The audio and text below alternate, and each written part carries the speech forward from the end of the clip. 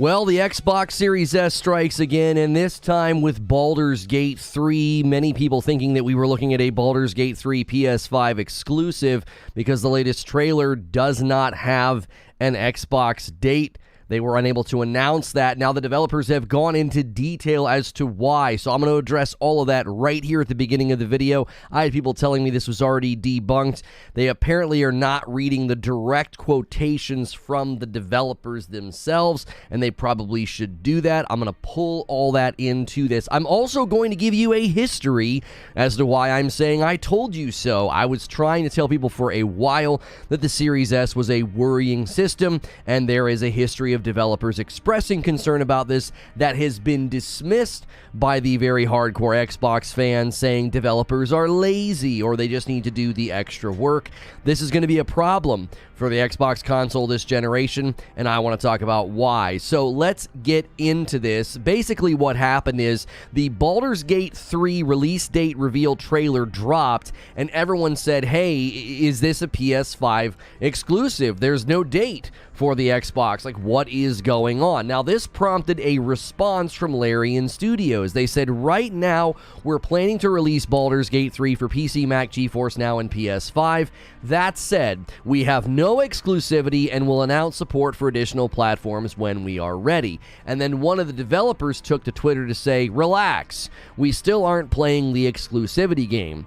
I'll be honest, I think that response is kind of tone deaf given your trailer, right? What were people supposed to conclude? That you just forgot to include Xbox? They're going to watch a trailer for a long-awaited port of a game and it says PS5 and it leaves out the other console? People were just supposed to assume what was going on. Maybe pay attention to the gaming world since you're making games for the gaming world. Like, I thought that response was ridiculous. Now, another developer did not appreciate headlines using the word delay, which I thought was a stunning display of being pedantic and nitpicky after their confusing announcement trailer. The director for publishing at Larian Studios replied to Jez Corden and said, dude, come on. We didn't say an Xbox version was delayed. We said it's in development. You're killing me here. We said there are tech things we wanted to solve before announcing any Xbox version. Listen, you can move the goalposts all you want. When you have a release date trailer and you have to tell people that the Xbox version will be coming later or that you can't even announce it, that's a delay, okay? Just because you don't have an official release date that got moved or delayed doesn't mean that that's not a delay, okay? Refusal to admit this while also calling somebody out on Twitter for their reporting, I think, is unprofessional at best, and it's just vindictive at worst. In any other circumstances, we would call this a delay. We did that with Hogwarts Legacy, the old gen staggered release date that we did. Do a quick Google search, and you'll find countless articles saying, look, the last gen versions or the Switch version of Hogwarts Legacy has been delayed. When you don't have release date parity, I don't know what you expect the gaming press to call that other than a delay. Now, the Xbox fans quickly tried to dismiss the whole thing, and they claimed to me that a dev debunked this. This isn't a problem with the Series S. They've already responded. They've already shot this down. No, the only thing they were shooting down was in sort of an irritated, sort of flippant way. Oh, this isn't exclusivity. Everybody relax. And, oh, don't call it a delay. All right, well, you settle down, okay? You came out into the public with a confusing trailer. It's on you to clarify that. The only thing that's been debunked is the word delay, I guess. Let me help you, those of you that think the developers have already debunked this. They elaborated on why this is happening, and they don't debunk anything. They practically admit that the problem is with the Series S. Now, if they come out in the wake of this and they want to play some kind of PR game and not blame it on the Series S, it's going to be hilarious, because then it's going to mean you don't know what you're doing. You know, you apparently can't get the game to run well on the Series X or the S, but seemingly you had a great time with the PS5 and no one really knows why. It would make you look, I guess, inept or not good at your job. Okay, first they claim that they're seeing varied interpretations, and then they put out a couple of paragraphs. Now, the first and the last paragraph of this I'm not going to read because they were just talking about exclusivity. We've already established there is no exclusivity. I'm not trying to run with the narrative that there's any exclusivity, so there's no reason to read those paragraphs, but that's the context of this update. And then they went on to say this. They said, we're seeing a lot of varied interpretations of what that means, so we want to clarify further.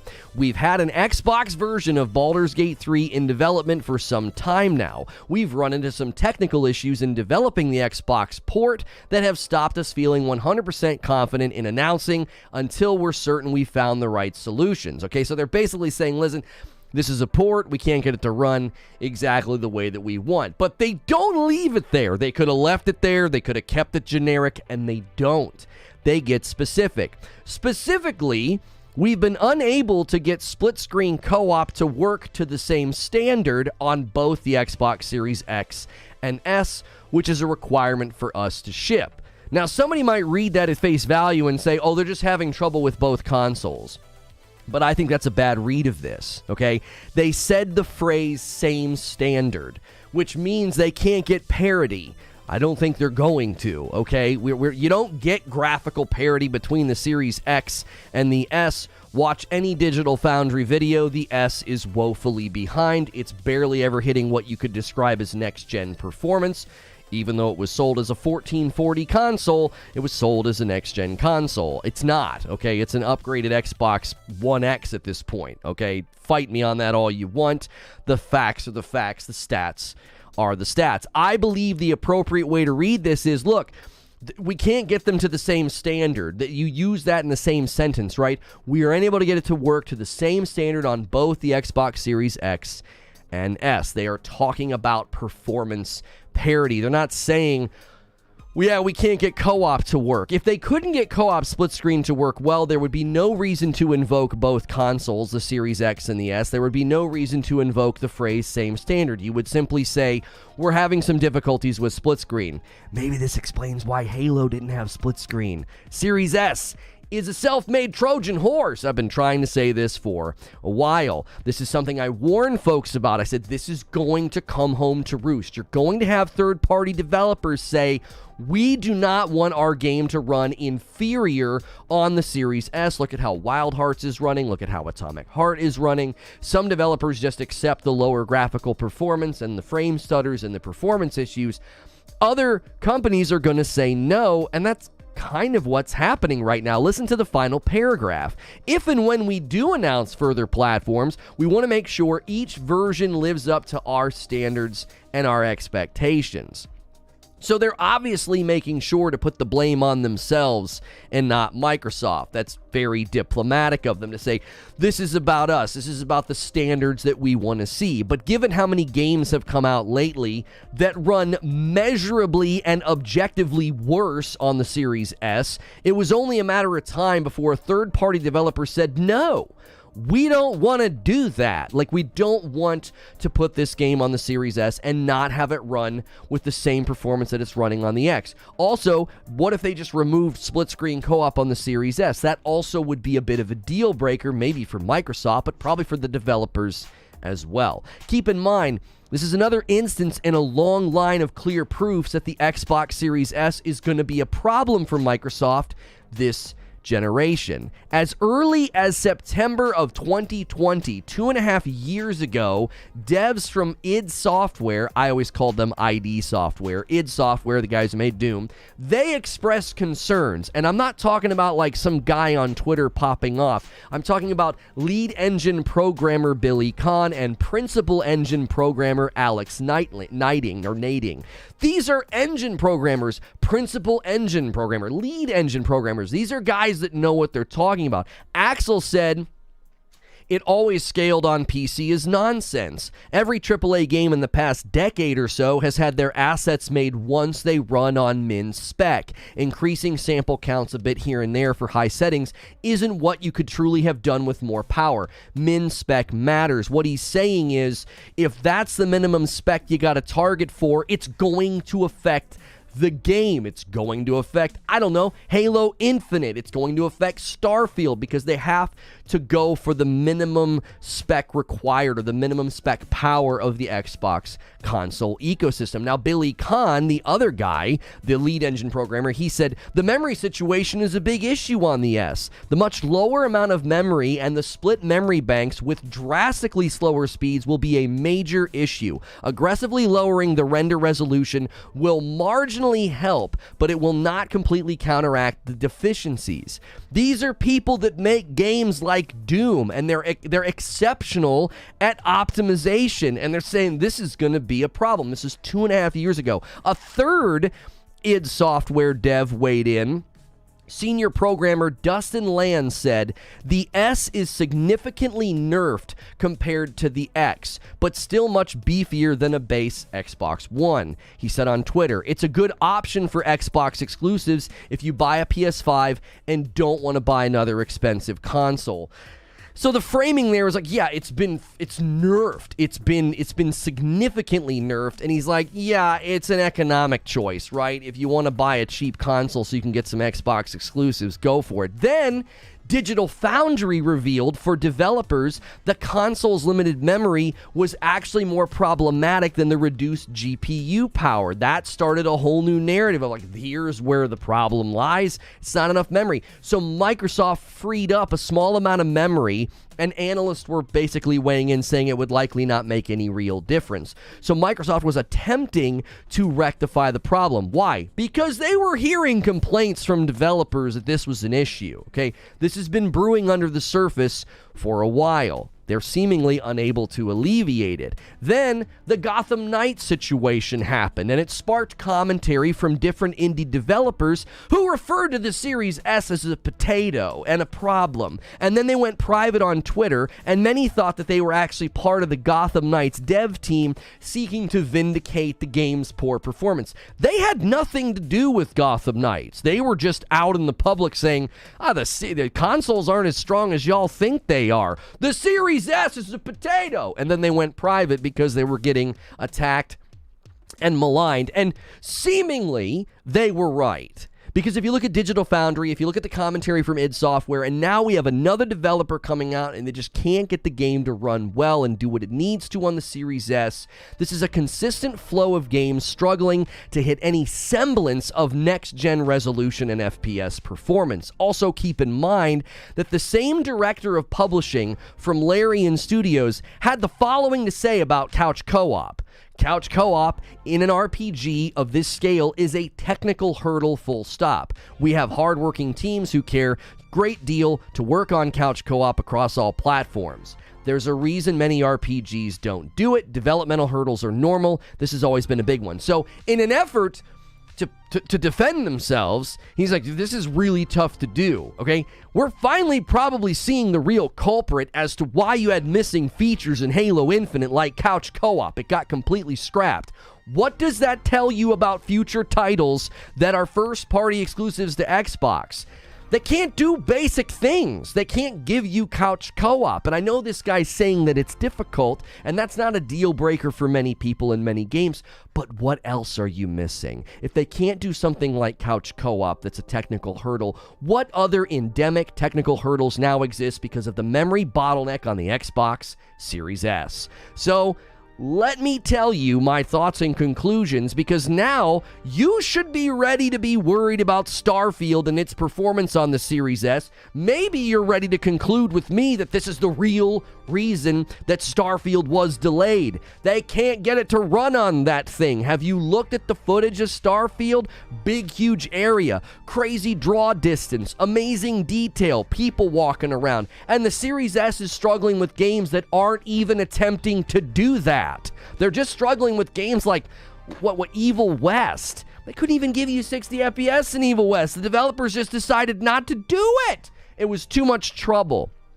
Let me give you my thoughts and conclusions. Number one, Microsoft is going to have to consider allowing games to skip the Series S or don't require feature parity. This is a significant problem for everybody involved, because if you skip the S, it's the greater saturated console in the market. If you don't offer feature parity, what developer wants to do that? Oh yeah, if you buy our game over there, you miss out on features that we built and spent lots of time on, and it's a greater saturation of the Xbox console in the market right now, so that's the greater portion of the potential Xbox customers getting less. So if Microsoft allows for this, it doesn't look good either way. There is no clean way out of this situation. Number two, my other thought, the Series S may end up becoming a cloud box. Look at the Nintendo Switch. There are plenty of games that have launched on the Nintendo Switch that seemed impossible, and they run it on the cloud. Is that going to go over really well with people who bought an Xbox Series S on the promise of a next-gen console, on the promise of a 1440 resolution box against sort of the 4K box narrative that they were going with, the Series X 4K target, 1440 target over here, and it turns into a cloud box? If they turn it into a cloud box, like, what's that going to do to consumer response? What's that going to do to third-party developer response? Do you want to put your game on the Microsoft console and then the greater saturated console forces your game to run on the cloud? Most people don't want their games to run on the cloud. I think the reason they make the exception on the Nintendo Switch is because Nintendo Switch has crazy saturation and they're able to make it up in volume of sales. And if you look at some of the scores of some of the games that have hit the cloud on the Nintendo Switch, you might see a decline in that happening as well, which doesn't bode well for the Series S if it decides to become a cloud box. Now, third thing, this is going to make it real easy for Sony to buy exclusivity. It's not going to be hard. All you have to do is pay attention to the narrative of developers struggling to develop for a console that's not even in saturation in the market to the degree that the PlayStation 5 and 4 is. And the PlayStation 5 standing to saturate the market 2-1 this year, I believe, over Xbox, meaning they can say, listen, our platform's bigger. You're going to have to deal with all that nonsense over there of the Series S and optimizing for essentially an old-gen console in disguise. We'll throw a little scratch your way. Just put the game over here. Or it could lead to inadvertent PlayStation 5 exclusivity. That's what Baldurs Gate looks like. If you watch that trailer, it's an inadvertent PlayStation exclusive. Xbox is nowhere in the marketing. It's nowhere on the trailer. That, to the public, to the person not tuned into my streams or Reddit or Twitter, that's a PlayStation exclusive. To the layman, to the casual gaming audience, PlayStation just got another exclusive. And it's a long-standing title. It's a well-known title. And if they don't do proper research, that's what somebody's going to think. That's what they're going to arrive at. What else are they supposed to do? Get on Twitter and look for devs' smarmy, sarcastic responses? Is that what they're supposed to do as a gamer? No, they're the consumer. They open up the storefront and they buy a game. That's all they're supposed to do. And it's looking like this one's not landing over there, even though it likely will at a later date.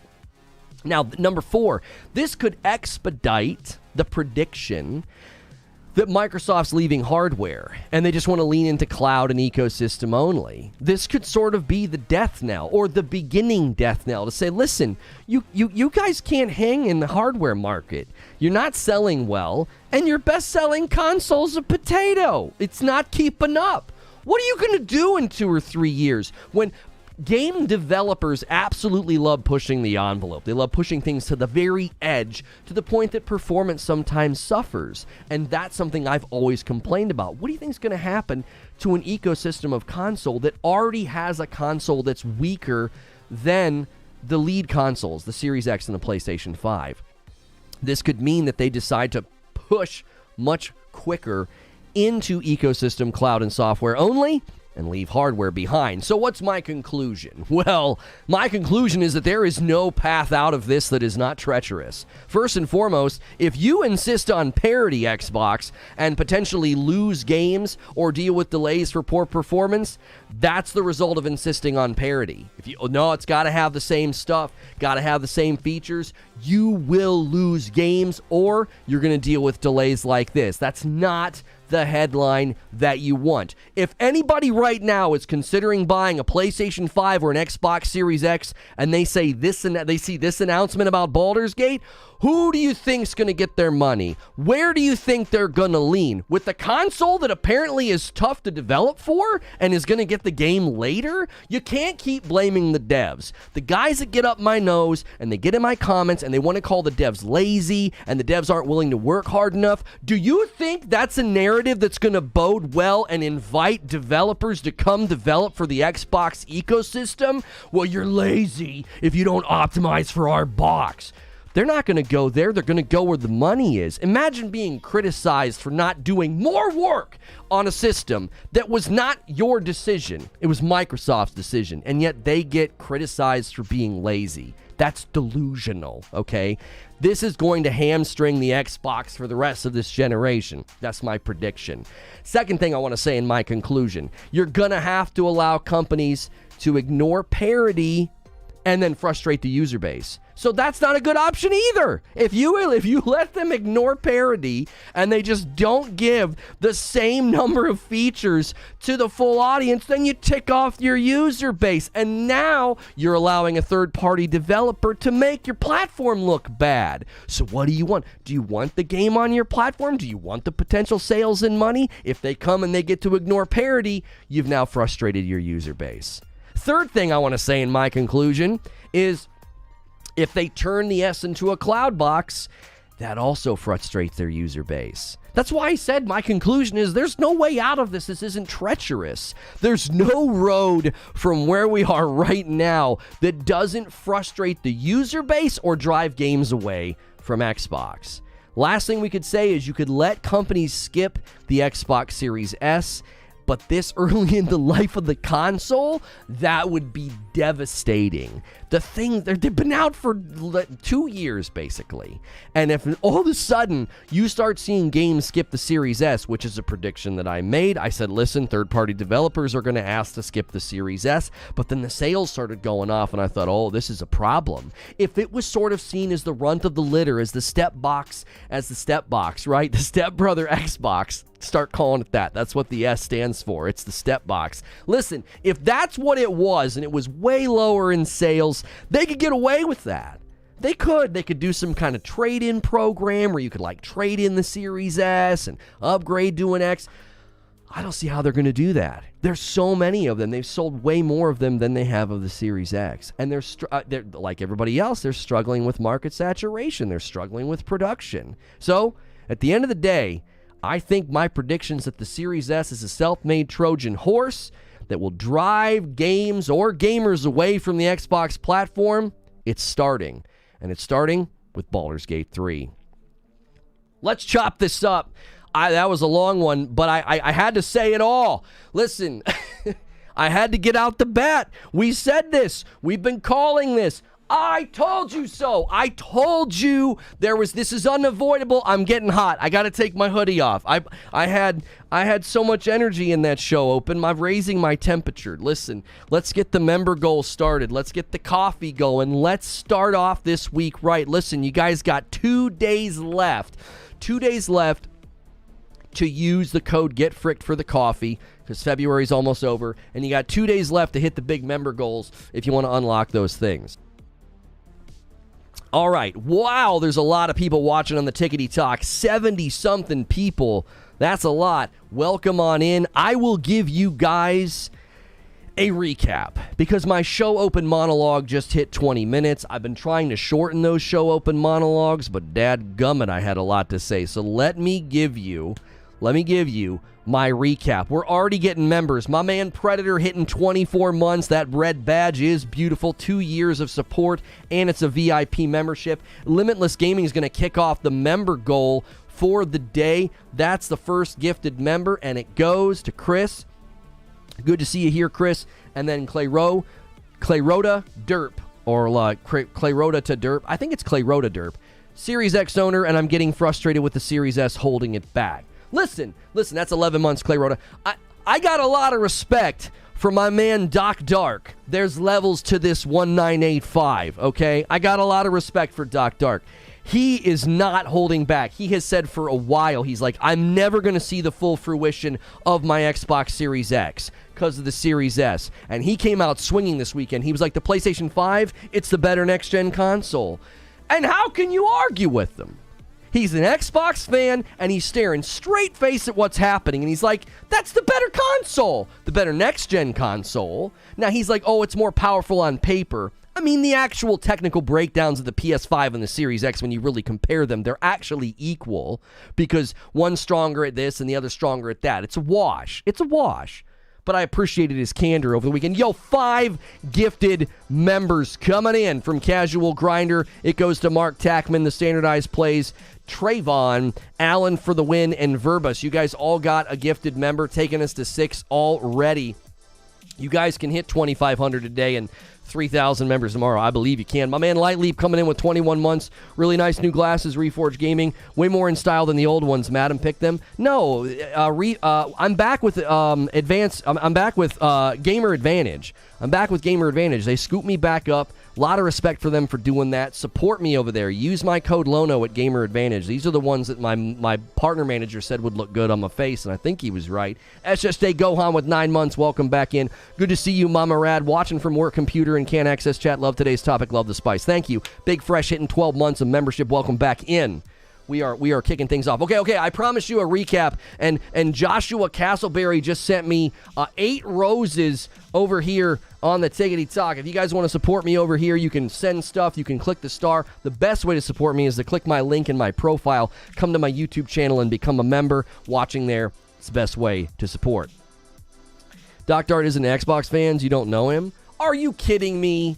Don't start that with me, Andrew. You did that in my comments, okay? You take swipes. You don't make points, and I don't appreciate that. You were taking swipes at Doc in my comments, and I let it ride. But he talks constantly about how he prefers Xbox. He prefers Xbox. He's a Game Pass gamer. He defends Xbox. He defends Game Pass. He's a huge Xbox fan. You're going to do that thing where he says something you don't like and you want to kick him out of your club? I don't think you can. You can't kick Doc out of the Xbox club. You can't. Yo, Skiffy Skiffles with 17 months in a VIP. I owe you guys a recap. I really do. Thanks for more roses over here. I think the only way you pick a PS5 as best is if you're bought into their first-party games. No, and no. His point in his video was, if you want next-gen games, that's the place to go. And how is he wrong? Tell me how he's wrong. Don't talk about the specifics of the game like, well, I don't like story games. What? I don't care about that. That wasn't his point. His point wasn't like, what's your preference, right? Can we get a full view of the shirt? Is it Carnage? Yeah, let me turn the scene switcher on so it switches to the other, there you go. It's Carnage and Venom. There we go. It's Carnage and Venom. I've lost a lot of weight, so my shirts they get like, if I don't sit up perfectly straight, they get a little wrinkly. I lost like 20 pounds. Sorry. Use my code LONO over there at 80stees.com. East Coast Overlord with a $10 tip through Super Chat. Morning, Lono. PC benchmarks are leaping forward again. We've almost hit 1,000 FPS in esports games in both AMD and Intel. We need a pro console already, and the Xbox wants to cling to the Series S. The only person who's allowed to talk trash about Doc Dark is me, the cowboy, because I met him in person. There you go.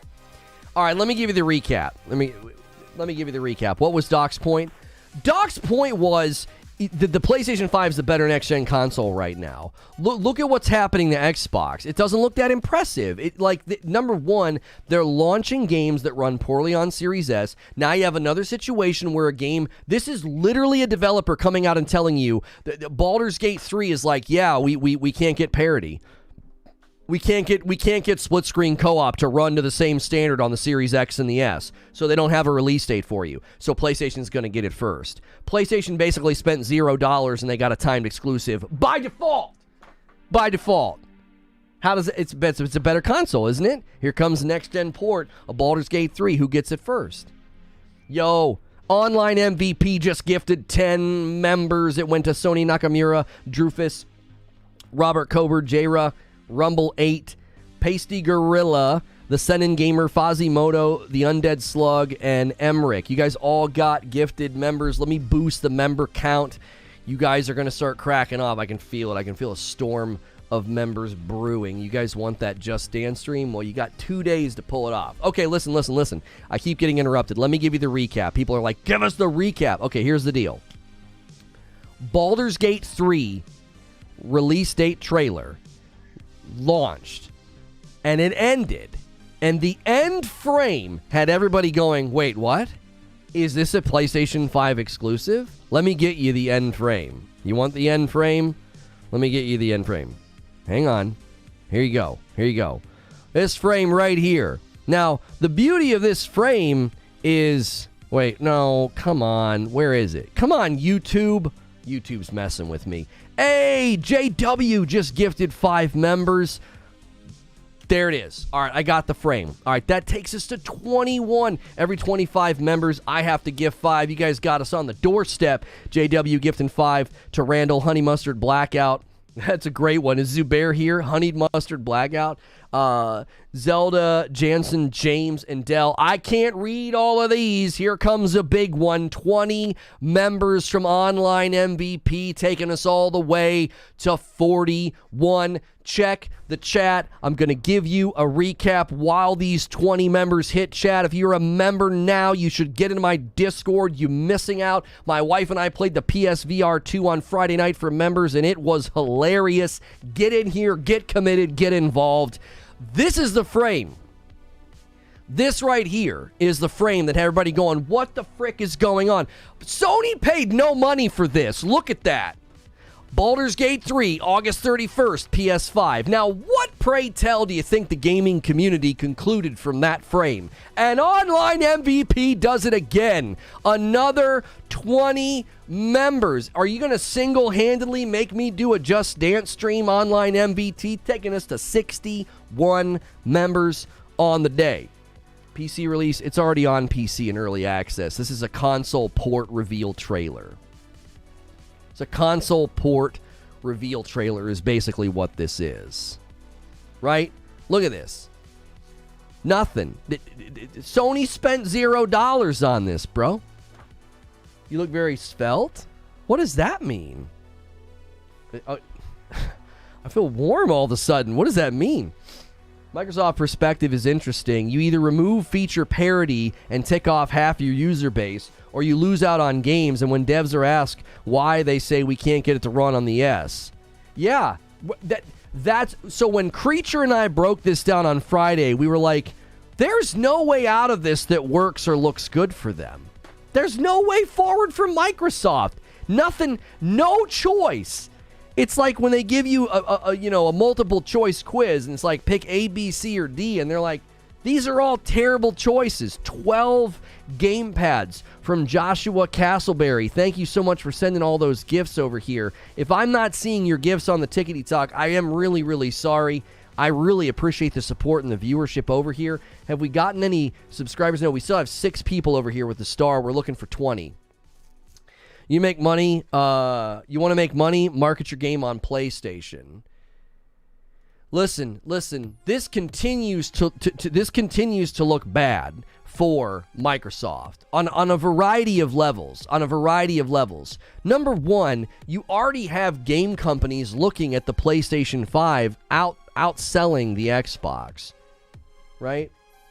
When one appears more physically attractive than usual and thinner in figure or outline. Well, thank you. I appreciate that, Rad. I knew I felt warm. I was like, what's happening? I appreciate that. That's very kind of you.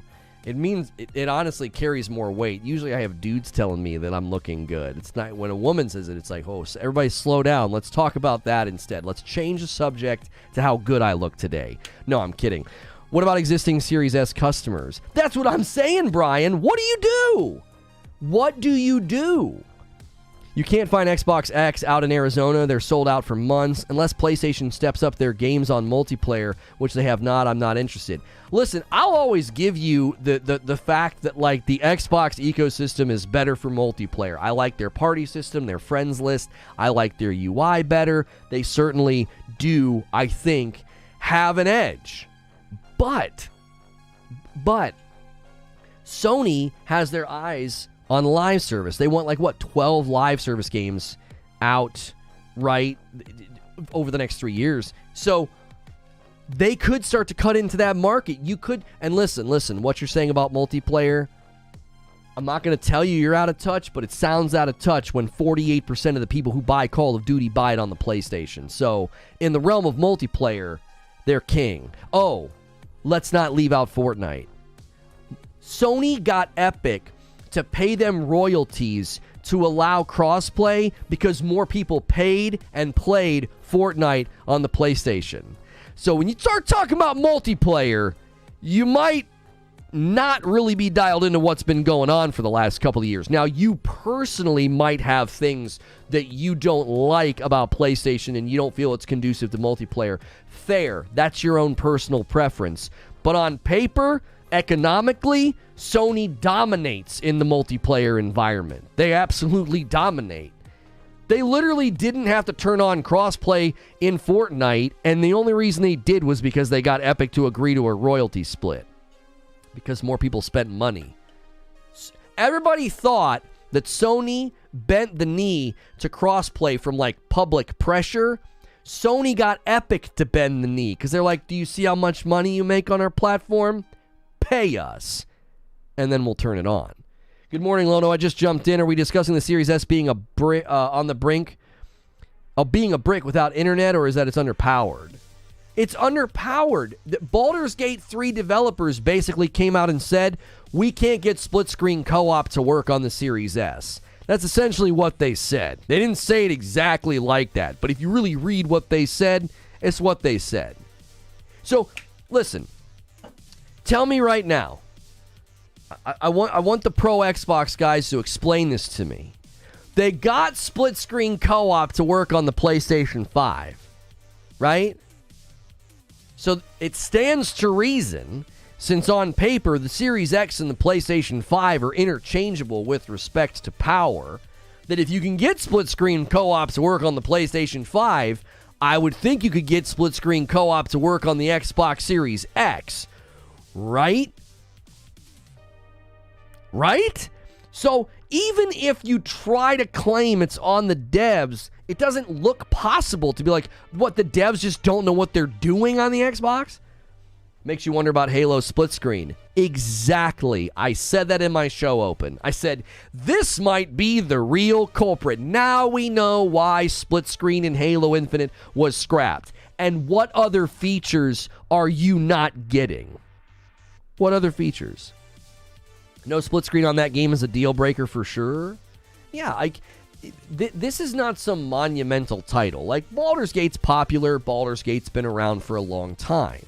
But, come on. Like, you have to look at this and say this is going to have an impact on what people think of the Microsoft ecosystem and the Xbox as a console. Give it a few years and Xbox will have the top exclusives in the industry. There it is. There's that Xbox motto. The Xbox motto is wait until. Wait until. Oh, just wait. Just keep waiting. Man, I got to tell you, it's... You ever watch the movie where the person's sitting at the dinner table in the nice restaurant and they clearly got stood up and they're in denial about being stood up?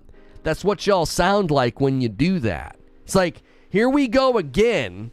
Another piece of evidence that Microsoft hamstrung their generation. And you're like, well, just wait. Just wait. Wait for what? Wait for what? What am I waiting for? Seriously, what do you think's going to save them? What's going to ride in the room on a steed and save Xbox right now? No bash or hate, says a Myrtle Turtle, but it always seems like the diehard Xbox fans hold on to the glory days of the 360. Why would Xbox have exclusives when they just said they don't want to do exclusives anymore, but bring games to more people on more platforms? Thank you, Victor. I just did a talk show about this the other day. Their plan going forward is cross-platform games. They had a press conference defending the Activision Blizzard deal, and they basically said that. We're moving away from exclusives. My man Cowboy says, Lono, it's funny that Baldurs Gate 3 came out as a Stadia-timed exclusive beta with Stadia-only features a year ago. So I already played it a while ago. Why not give Xbox the Stadia version? It will work. Well, did you hear? Were you here for the show open, Cowboy? The developers basically said, if we can't get parity, we're not shipping the game. Like, they didn't say they're going to hold the game back. They basically said, we're not going to announce the game or ship the game until we can get this parity. Good frickin' luck. Good luck. Derek says, Lono, it's always the wait is over, and then some statement about the future, each and every time. Yeah, it's a meme at this point. Whenever I have to do a negative Xbox show, I get these people like, you just wait, wait. And it's like, brother, it's like, you guys have said this for a while now. Having tried to play Baldur's Gate 3 with 8 gigs of RAM, I can assure you that there's no way the Series S can run it anywhere close to well. Right? And Vengeance is a big pro Xbox guy. Listen, you pro Xbox guys, I'm telling you, some of you guys are starting to sit up in the Matrix tube and you're seeing the situation. You're like, wait a minute. You're snapping out of it. You're like, Series S is a problem. Failsoft's trash at making consoles. You're not aware of how Cliff B had to spend more money to take a random fight to meet with Failsoft 2 to make them change RAM. Gears 1 couldn't run on the 360 dev kit. What are you even talking about, Andrew? I don't even know what you're talking about. Are you talking about this company here, Larian Studios? Who are you talking about? Are you talking about Bethesda? Well, I'm not sure what you mean. Did you see the tweet from the guy that told me he literally defended this situation, and he says it's just on the devs or something to that effect. I have to find the tweet. It was such a stunning display of fandom. I couldn't frickin' believe it. I read it and thought, this has to be a meme account. I have to be reading the ravings of a lunatic. Like, this can't be a real person. Your hair looks good. Thank you. A homo. You don't have to say that. What do you think everybody in the chat was suddenly like, he just complimented his hair? Clearly, we now have a gay man in chat. Everybody get him. Like, why does people... You don't have to say that. You can just compliment my hair, and it's okay. And by the way, if you are gay and you think my hair looks nice, I want to hear from you. That always makes me feel good. I love being complimented by gay men. Like, I'd actually prefer it if you were gay. I would.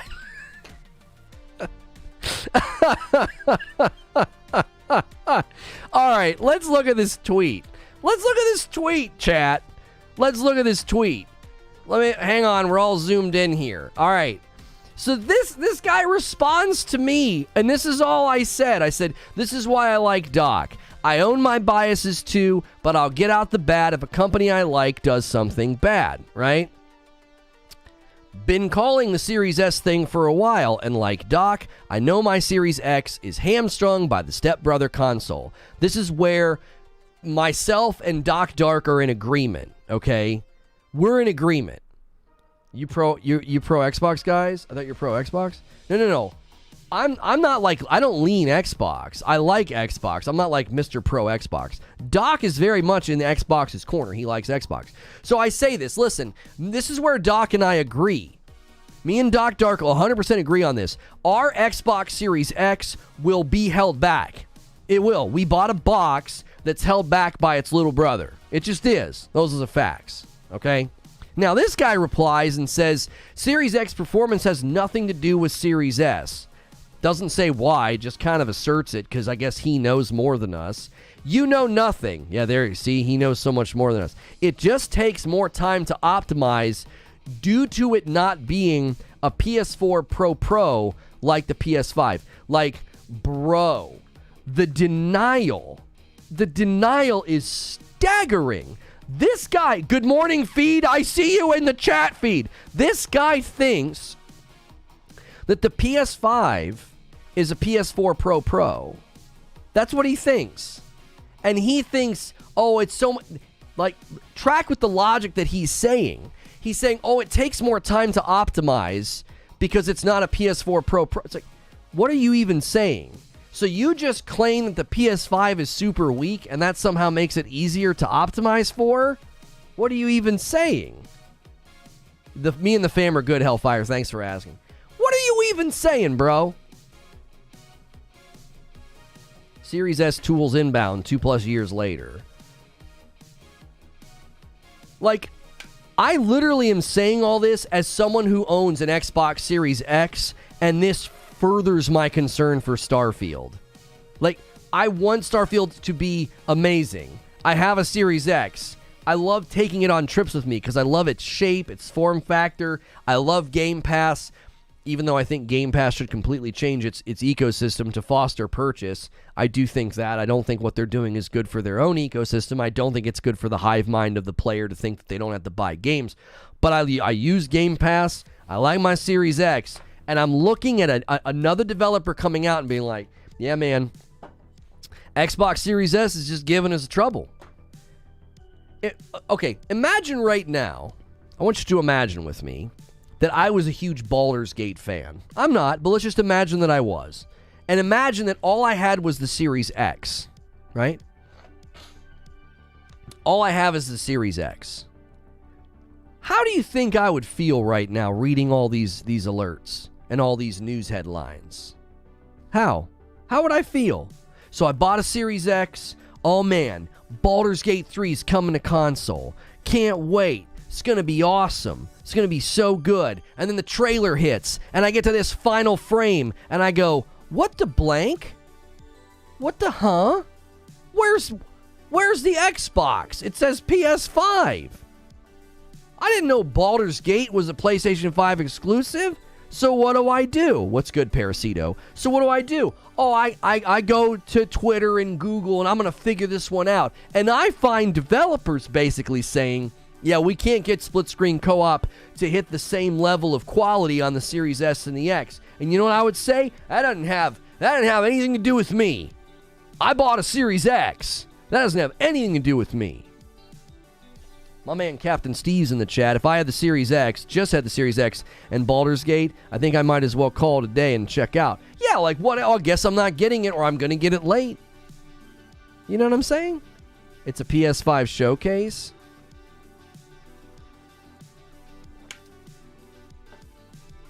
Right, but when does that, homie? The name of the trailer. Go to the Larian. Hang on. Larian Studios. Go to the Larian Studios channel, all right? Go there, and then click on the video. It's literally Baldur's Gate 3 release date reveal trailer. That's the name of the trailer, all right? And... oh, theirs is different. Okay. I made a mistake. I thought I was on the official one. That was the PlayStation 1. However, when you go to the actual official announcements, that's what caused all this problems. Is nobody saw the Xbox listed with the release date. That's what irritated everybody. Yeah, right here in the description. This is what it was. Sorry, it's not in the video. It's in the description. This is what ticked everybody off. I got that fact wrong. That's my mistake. Baldur's Gate 3 is coming to PS5 day and date with PC August 31st, right? My mistake. They added the PS5 logo on the PS5 channel, all right? Either way, you see that release date, and then you see the info, that's going to have the same effect. Like, just because it's not in the video, literally, the headline was Baldur's Gate 3, PS5 exclusive, ? And everybody started losing their dadgum minds. They're like, what do you mean? I didn't know that was going to be a PlayStation 5 exclusive. It's coming to Xbox 2. I know that. I'm telling you how you would feel if you owned an Xbox Series X and you saw this announcement and it caused you concern and you're like, oh, whew, it is coming to Xbox, but I have no idea when, I have no idea how quickly, and the reason is because they can't get split screen co-op to work well on the Xbox Series S. That's the reason. How would that make you feel if you bought one system, Xbox Series X, and you were a huge Baldur's Gate fan? Far be it for me to defend any Xbox. However, Derek says, it's easy for this community to forget how many players simply do not care about having the best hardware and are more than happy to just play games on the S. That's fine. That's fine. But now we're talking about something different, Derek. Now we're talking about something different. We're not talking about graphical disparity. Oh, yeah, people on the S don't really care that they get low frames per second. right? That's not what this is now. This is you don't get the game at the same time as everybody else because of the Series S. This is a completely different narrative now. You can see that they want to bring it to Xbox. I don't think you can say they will be able to. That would be the concern. I haven't turned on my Series X in months. PS5 and PC used up almost every day. He's just saying Xbox always last at getting games. I have an Xbox Series X and I'm not happy. That's what I'm saying. Bro, PlayStation players don't play RPGs. Okay. People from Philadelphia don't wear sunglasses. Like, are we just saying stupid stuff that can't be substantiated? Yo, thank you for the $2 tip, Richard Rodriguez. By the way, Lono, I was right about only COD on Nintendo. Why do you keep going back to that? You were right about that? I conceded that in that show and said that I looked at the image they tweeted, went to the official tweet from the guy, and during that show said, yeah, it's not just Call of Duty. Like, strikes again how?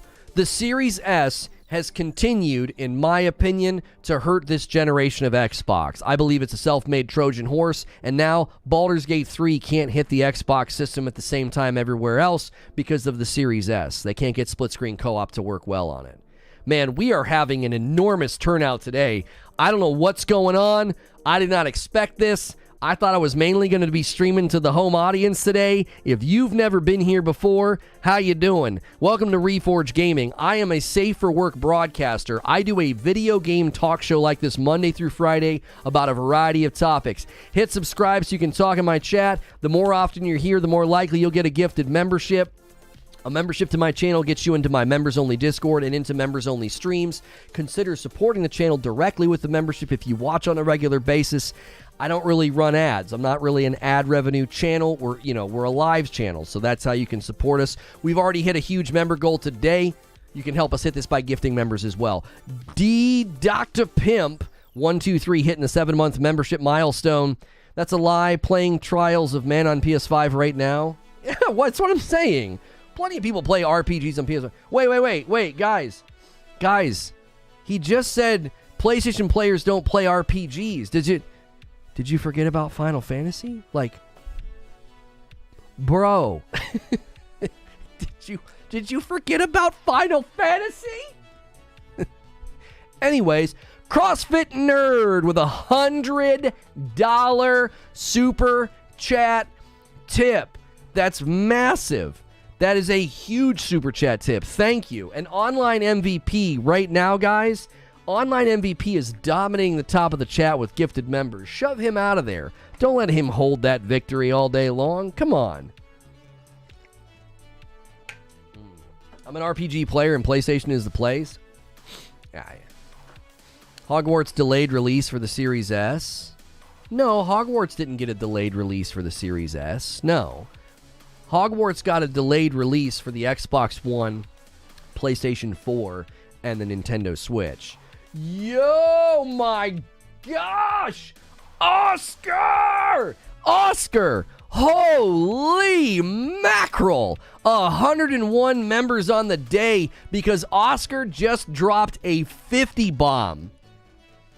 He says, I apologize, I'm not here all the time. Brother, you don't have to apologize for not being here all the time. You've supported my family immensely. My kids are still using homeschool supplies and books that you bought from the wish list, man. You have loved on my family plenty. That is a membership bomb.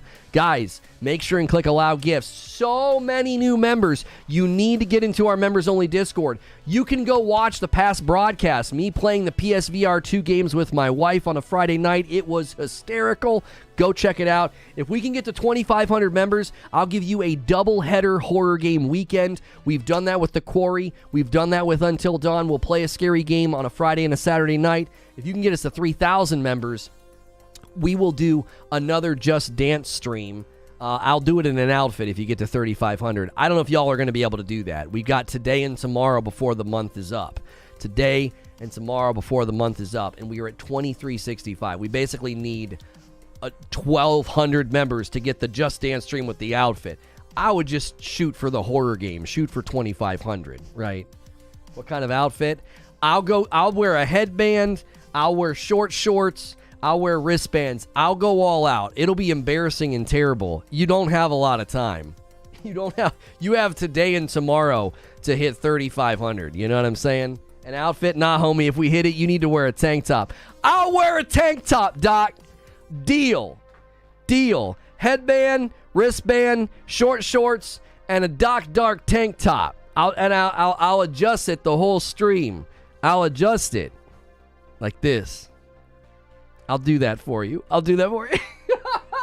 Doc, I mentioned you in today's opening. I said, listen. I said I appreciated his candor, saying the PlayStation, you got a lot of heat. My man had to do a follow-up video. Okay? Will you provide sunglasses for everyone too? Shut up. You guys are talking like it's gonna happen. You got like 1,200 members to go. Good luck. Too long didn't read on today's stream. Late, but I paid for it. My man Lazaro, thank you for the 2 spot. My man Otnar hitting 6 months of membership and jumping back in. All right, let me give you the recap. They came. Oh, I knew they were coming for you, Doc. When I saw that title, I thought, oh, they're gonna get him. They're gonna come for his head, right?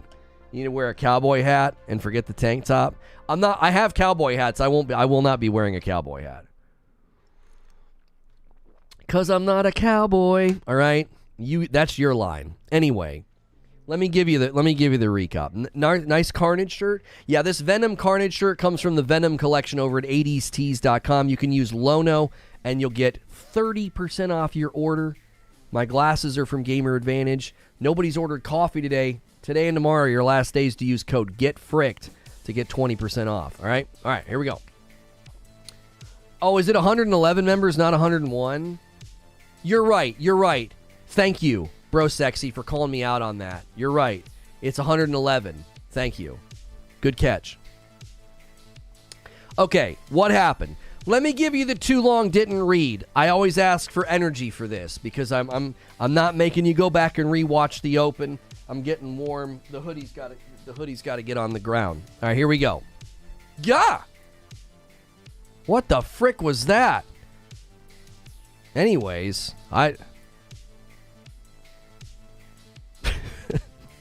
what's happening? Did you guys see that? I have superpowers. I apparently have superpowers. I just randomly changed the color. I just touched the boom. What was that? Anyway, you guys didn't see it over on the TikTok. Okay. I can time travel.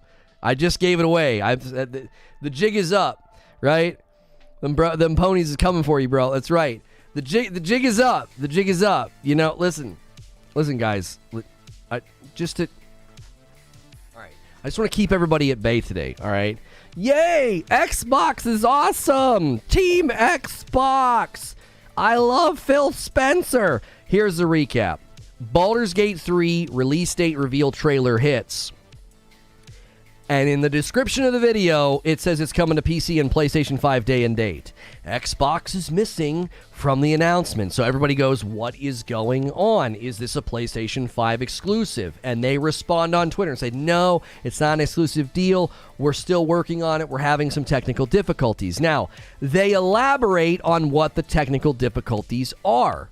This is not like a drive-by comment where they're like, yeah, we're just having some problems, okay?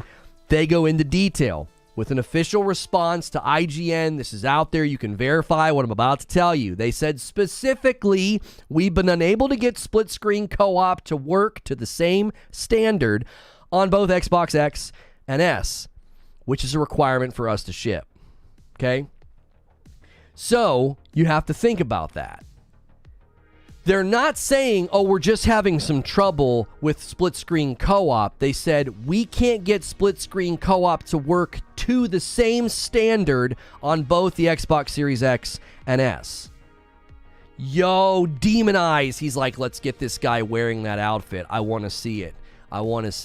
Everybody just pile on. Everybody do a 5-bomb. You guys will do it. You can do it. I promise you.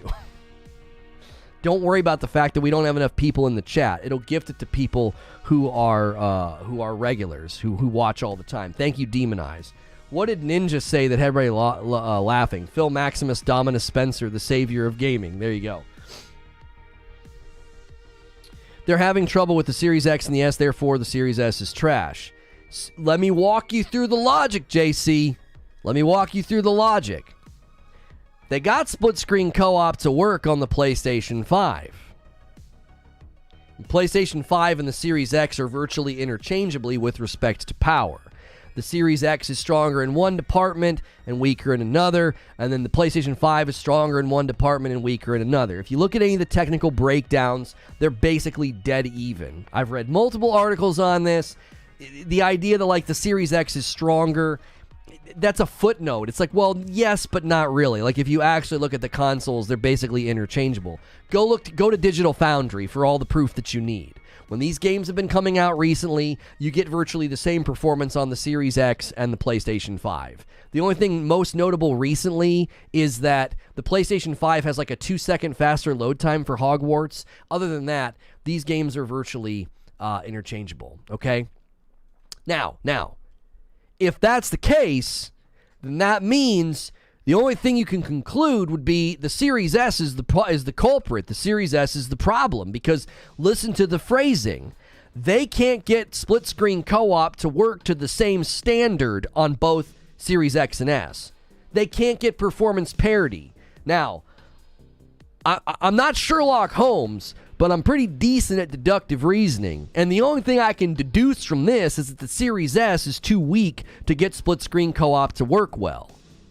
Like, I don't know, they had to shelve and get rid of and cancel their plans to do split-screen in a first-party exclusive Halo Infinite. I wonder why. The head of publishing from Larian Studios had the following to say about split-screen co-op. He says, couch co-op in an RPG of this scale is a technical hurdle. We have hardworking teams who are working great to bring couch co-op across all platforms. There's a reason that many RPGs don't do it. Developmental hurdles are normal. This has always been a big one. The minimum specs for Baldurs Gate is lower than the Series S specs.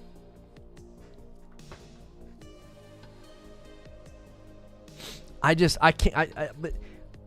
understand how you can look at everything I just read and listen to it all. It's logical. It's just basic deduction. I'm not projecting. I don't even need to use inference. It's like, just read what they said.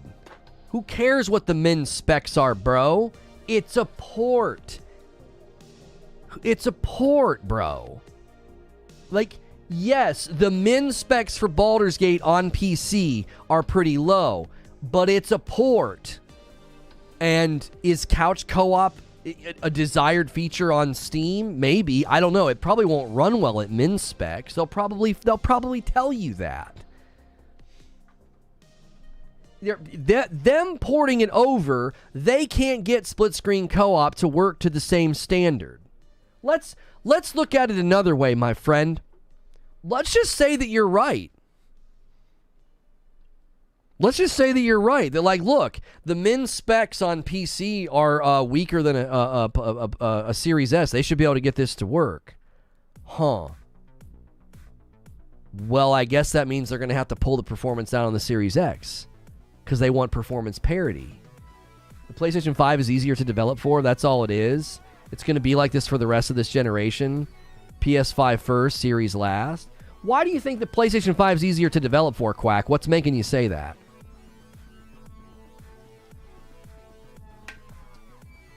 What's making you say that? Like, what brought you to that conclusion? I'm willing to be won over on that. I don't think that that's necessarily true.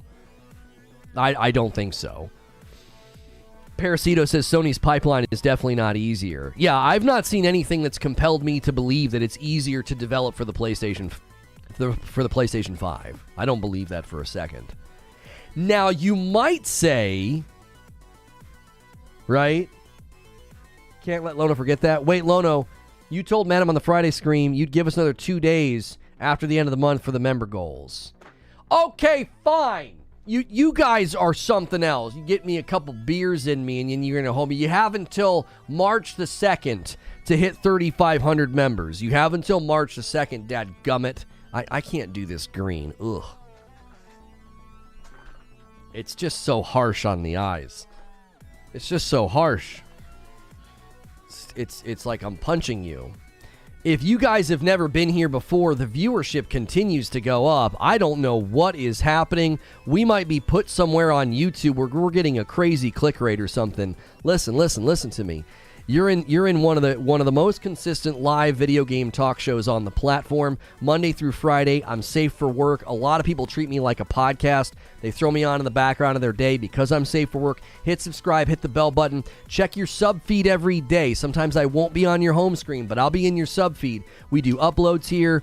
We do talk shows like this. We do gameplay. We've been working our way through Hogwarts. If you are a new member, you can go watch past member streams, man. I played PSVR 2 on Friday night with my wife. It was hilarious. Doc says, leave the green. It's just so harsh. It's so sharp. It's like, gah. There's some green for you. There's some Slytherin. I got green in my logo. That's for you, Doc. It's green and something's getting poked at it. Oh my goodness. How many members are still needed? All right, hang on. Let me give you a total member count here. Let me give you a total member count. I might have to refresh. 2365. That can't be right. That can't be right. We had that like when I started today, I think. It's hard because sometimes we're losing a batch while getting a batch. 2,375. So you're 125 away from the doubleheader horror. You're 125 away from the doubleheader horror game. That's within reach. And then you got to get to 3,000 for Just Dance. And then you got to get to 3,500 for the outfit. Listen, I'm not putting on an outfit like that. I'm not a cheap date, okay? I'm not. Talk about why these games are running better on the PS5. Right, like, Doc, what game specifically are you thinking about? Because my main point has always been, if you look at Series S performance, it's just consistently way down. And people always tell me, well, no one cares. The people that bought the Series S don't care about that. They don't care about that. They're going to care that the games aren't coming out on time if Baldurs Gate 3 is the beginning of that era, the inadvertent PlayStation 5 timed exclusive, because that's what this feels like. Dark Taco coming in with 6 months of membership and 2 months from Brother's Crib. I need me some horror games, please, Lono. And then 10 gifted members from my man, Light Leap.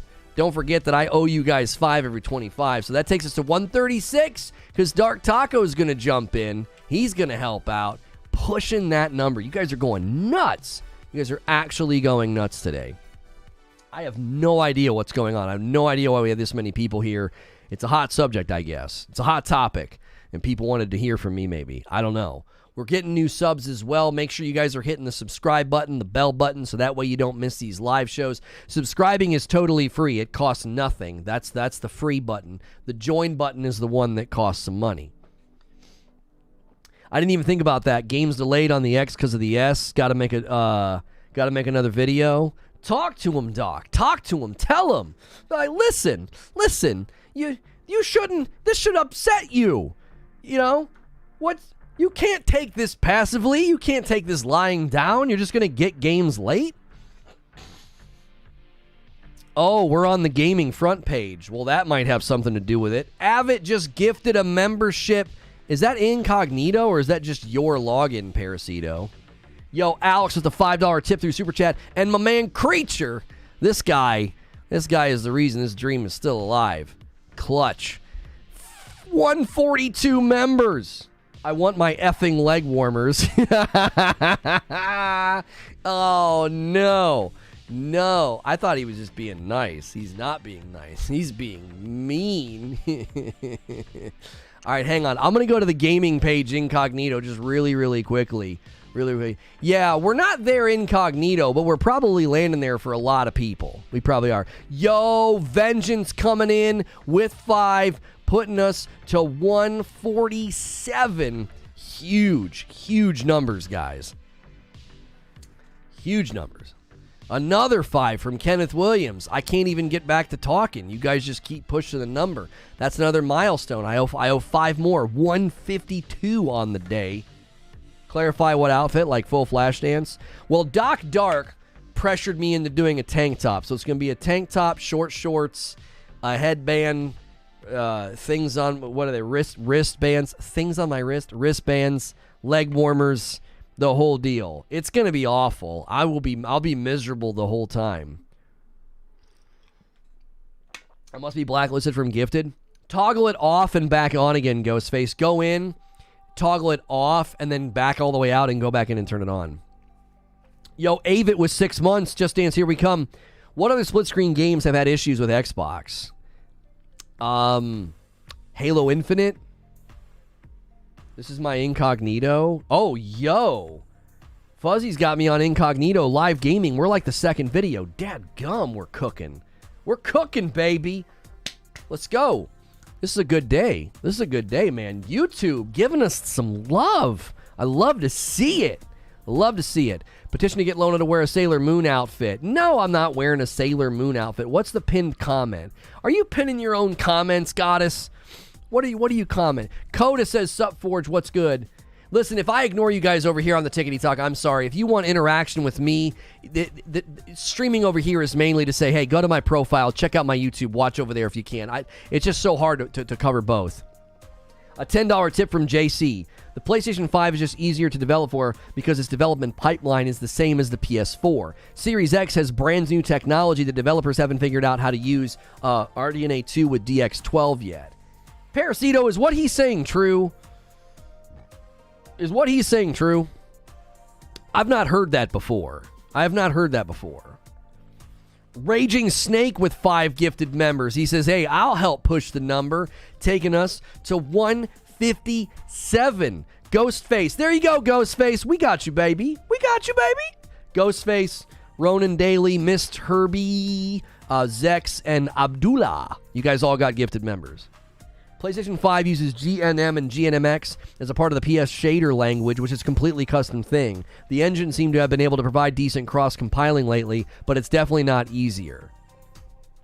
PlayStation 5 uses similar pipelines, but it's all been revamped. Okay, there we go. There we go. Paris is pretty reliable on this stuff.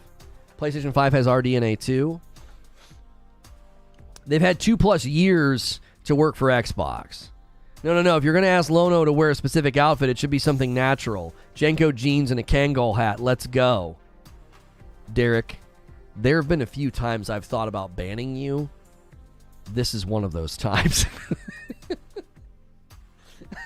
I've thought, this guy, just in my chat saying stuff like that. How dare you? If that's true, I don't think it gives Xbox an excuse to withhold games for a weak next-gen console. Listen to me. Listen to me, chat. Sven, what's good? I've been saying this has never been about hate. This has never been about hate. This has been about me buying an Xbox Series X and feeling immense dissatisfaction and a foreboding sense of concern for the future. Right? Blip? I don't think so. Maybe just you. Hopefully just you. We're having a killer day. We don't want any blips. Like, I have this Series X and I'm looking at it and I'm saying Halo Infinite was a pretty significant disappointment. It was a pretty significant disappointment. I covered it for a month and it just seemed like the thing slowly fell down the stairs. And now I'm looking at Baldurs Gate. I looked at the Starfield delay and I said, listen, I'm going to tell you guys something. I think Starfield delay was because of the Series S. I think they're having trouble. I think you look at the size of this game. All you have to do is look at the size and the scope of Starfield and then look at the types of games that are struggling to perform well on the Series S. And it's not hard to conclude. I pinned a comment was console plebeians are always complaining. I wanted to see and what you thought. Yeah, this is my favorite. Anytime we have these conversations, the PC Master Race guys have to come in the room and admit to being insecure. Like, I have multiple gaming rigs, I have PlayStation 5s, I have a Nintendo Switch, and I have an Xbox Series X. You want to talk about who the plebeian is? It's you. It's not me. The pauper telling the king that he's poor? Get out of here. Buy all the consoles. Like, buy them all. Don't tell me I'm the plebeian when you're over there just on the PC. Like, get them all. Get them all. You're the pauper, not me. Lazaro with a gifted member. Let's do it. 158. Whoops, that's not right. We went backwards. There we go. 158. Thank you very much. Waste of money? It's not a waste of money. Are you kidding me? Number one, I love the simplicity of the Xbox Series X. I know people might look at the Series X and think, well, I have a really good PC, I don't need it. And that would probably be a fair statement to make. But, I love having the Series X. It's just simplistic. It's just straightforward when games launch. I don't have to worry about all the drivers and the nonsense and everything else, right? Secondly, PS5. How many games do I have on my PS5, and every day they come up, PC guys are like, oh, I can't wait for that to come to PC. Do you know what I didn't have to do for that game? I didn't have to wait. So who's the pleb? Like, you know what I'm saying?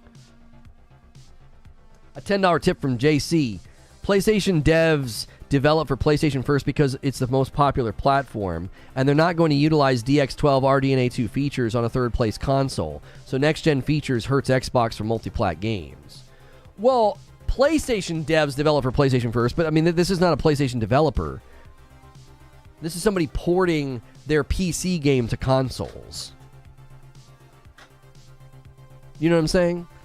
Listen, I don't care if you only have a PC. I don't care if you only have an Xbox. Let me make something clear. I'm smacking down a moron who's like, these console plebeians always complaining. Shut up. Like, no. Like, I have plenty of gaming rigs. I like consoles better. They're more simplistic. I don't believe you, Lono. I gotta go see what Destin thinks. Xbox uses trimmed down Windows kernel, says Parasito. So it's if a developer gets something to work on PC, then it can work on the Xbox. It's not a question of development access. It's a question of raw horsepower. Thank you. Yeah, like, listen, if a game runs on PC, it should be able to port over to... Like, let's talk about that for a minute.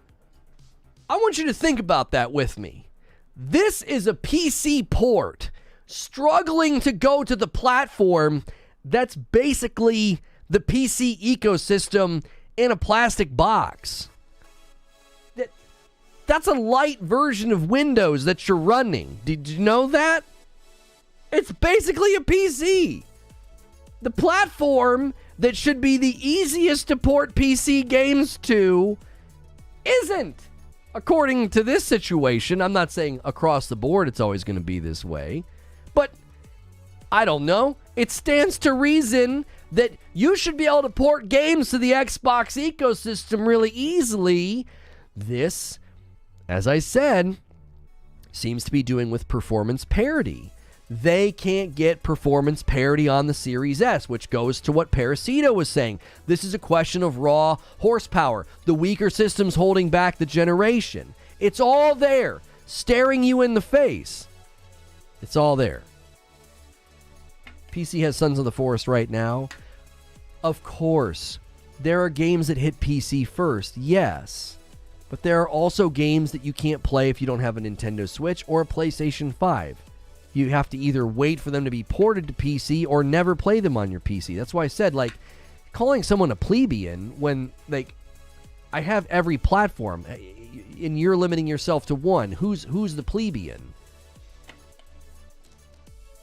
Wild Hearts is potentially a great game impacted by tech issues on all platforms. Yeah, you can't really use Wild Hearts as an example. I was going to use Wild Hearts in the opening of this show. I think I mentioned it in passing. I didn't want to focus on that because Wild Hearts seems to be having trouble everywhere. It just doesn't seem like it's a very well-optimized game.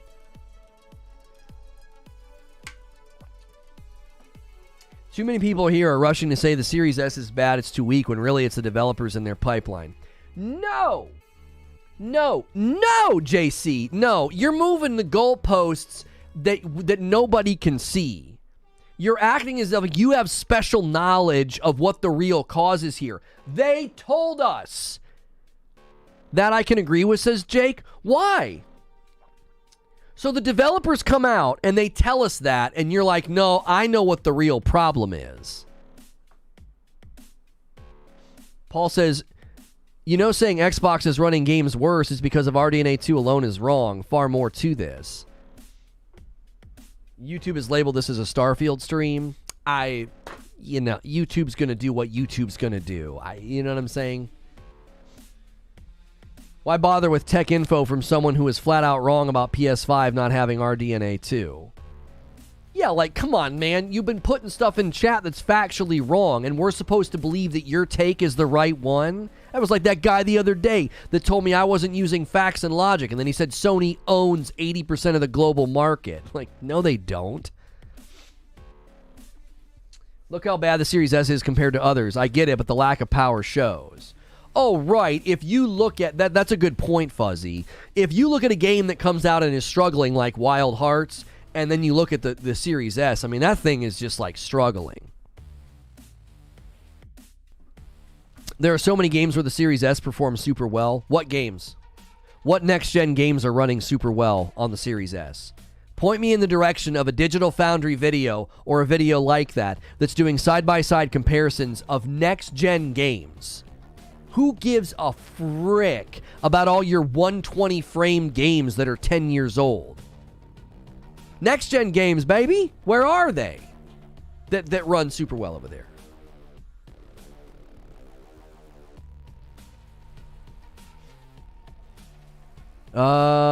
ASA from Game On Daily was saying Direct 12 toolsets are the issue. Whenever they make changes in Windows, it seems to take forever to have those changes go over to the Xbox. Oh, you're saying there are actual DirectX situations compounding development, Alex? Is that what you're saying? East Coast Overlord with a $5 super chat tip. Another problem with Xbox and PC is the DirectX 12 API. It's modern, but still inferior to other APIs like Vulkan or whatever the PS API is. Parasito renewed for 3 months. Part of the problem, on top of being weaker, is the OS overhead taking CPU time for background tasks, proportionally more on the S than the X or PC. Jiminy Christmas. Yeah, that's right. You got to listen to what Parasito is saying. There is a proportionate more amounts taken on the S because it has less to work with. So there's a greater percentage of loss on performance to operating system and background tasks. How's Starfield going to run on the Series S? This is why I bring this up. I've been concerned for a while about the Starfield on the Series S. Off topic. You think we'll get the day before Herd Console is having a hard time running the game? The day before is not even a real game. It's not a real game. It'll never come to fruition. If it's ever back in Steam, I'll be shocked. They've already set up their false narrative. They're going to claim that they had to cancel and shutter the project because of the trademark dispute. It's a giant scam. It's not real. If it was a real game, they would have proven it, and they haven't. They didn't even try to prove it. The way they tried to prove it was laughable.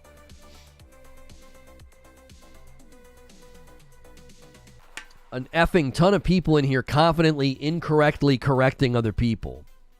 Yeah, listen. I am not going to pull fallacy of the expert here, but Parasito has proven himself to know the ins and outs of this stuff. And he's sitting here saying that what you're saying is not true, man. What you're saying is not true. The biggest advantage Sony has is its years of tools that they have developed, plus their studios are willing to share their knowledge with others. As new streaming platforms emerge, overall viewership on Twitch has declined 9.4% year over year. Good. Push that platform into the ocean and watch it drown, along with all of their horrible, horrible policies. Starfield's going to run at 30 FPS on the Series S, so let's see if the Xbox plebs are going to blame their own first-party devs for bad performance. That's the impending storm, Alex. That's the impending storm, bro.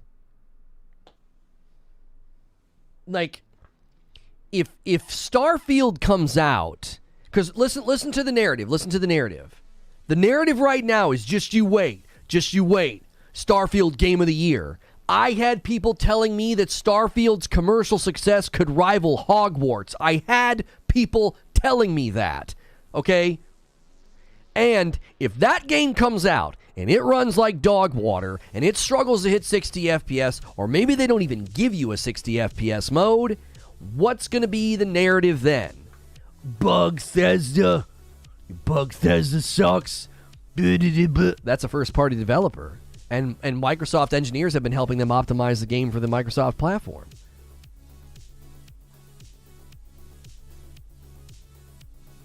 Yo, did we get that playlist tab today, Creature? That looks super clean.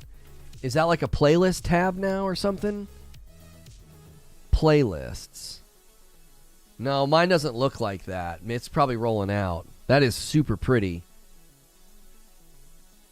Stop looking for excuses. Bethesda, LOL. Starfield not touching Hogwarts, mass appeal. Yeah, come on. The commercial success of Hogwarts won't be rivaled by anybody this year except for Diablo 4. Come on, Lono. Look what they did to your boy. That's right. That's right. Look what they did to your boy. Master Chief is laying on the ground bleeding. Look what they did to your boy. No, Final Fantasy 16 will not be able to rival Hogwarts' commercial success, and neither will Spider-Man 2. No, they're too limited in platform reach. No, Spider-Man 2 doesn't have a chance. It's only on PlayStation 5. Guys. Stop. Stop it. Hogwarts Legacy is like Mount Everest. Y'all are talking about hills and valleys compared. Come on, stop it. Spider-Man 2 is only on the PlayStation 5. Brother. Hogwarts Legacy is setting records with just next gen and PC. It hasn't even hit PlayStation 4 or the Nintendo Switch yet. Come on, just stop. No one's rivaling Hogwarts this year. The only game that has a chance is Diablo 4. That's the only game that has a chance to catch it and pass it. No other game has a shot. No other game has a shot. Xbox fanboys who defend this to the death are just a big reason for why Xbox will fail. They let Microsoft know that they're okay with last plays. Well, here's the thing. I am not gonna sit here and blame. I am not going to blame the players. No. The Xbox gamers did not decide to roll out a gimped console. No. That's not on them. That's not on there. That's not on them at all. Meanwhile, y'all had the worst state of play ever, then go back and talk about Xbox? Here's the thing, JC. Here's the thing. Let me ask you something. If I only owned the Series X right now, and I saw this Baldurs Gate story emerging, what the frick does Sony's state of play have to do with that? What? Well, I'm angry. This is really disappointing. I'm a big Baldurs Gate fan, and I have no idea when it's going to come to Xbox because of the Series S. But at least Sony had a bad state of play. Subjective opinion. It's a bad state of play according to you. They come out this year, right? They come out this year. What's Xbox do? Xbox is like, hey, this is basically our year, but we don't have a launch date for Forza Motorsport, and Starfield's going to do a showcase sometime, and that you think is just a dunk. And let me tell you something. A home run after 9 innings of zeros and goose eggs, a home run feels like a splash of cold water on a hot day. Everybody thought that, like, the Hi-Fi Rush Ghost Drop was just, like, the biggest thing ever. Settle down. Just settle down. It was a good release. You haven't won anything. You got points on the board. You're so used to not getting points on the board that points on the board feels like a win. Like, that's how jaded. 9 innings of goose eggs? That's what I'm saying. All last year, Microsoft's nothing, delay. Xbox fans are irritated. You're literally so used to not getting score points on the board that a single point on the board and you're running around doing victory laps and like, brother, it's February. Calm down.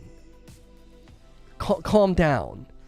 Oh, state of play was so mid and so bad. Based on Sony's history, do you think that maybe they started with VR and indie titles because, it's early in the year and they're just getting started? Like, they're just getting warmed up? Maybe that's why? Like, Hi-Fi Rush was a win. I called it a win. I called it a victory for Microsoft. I called that showcase a win for them. I did. That has nothing to do with today's topic or stream.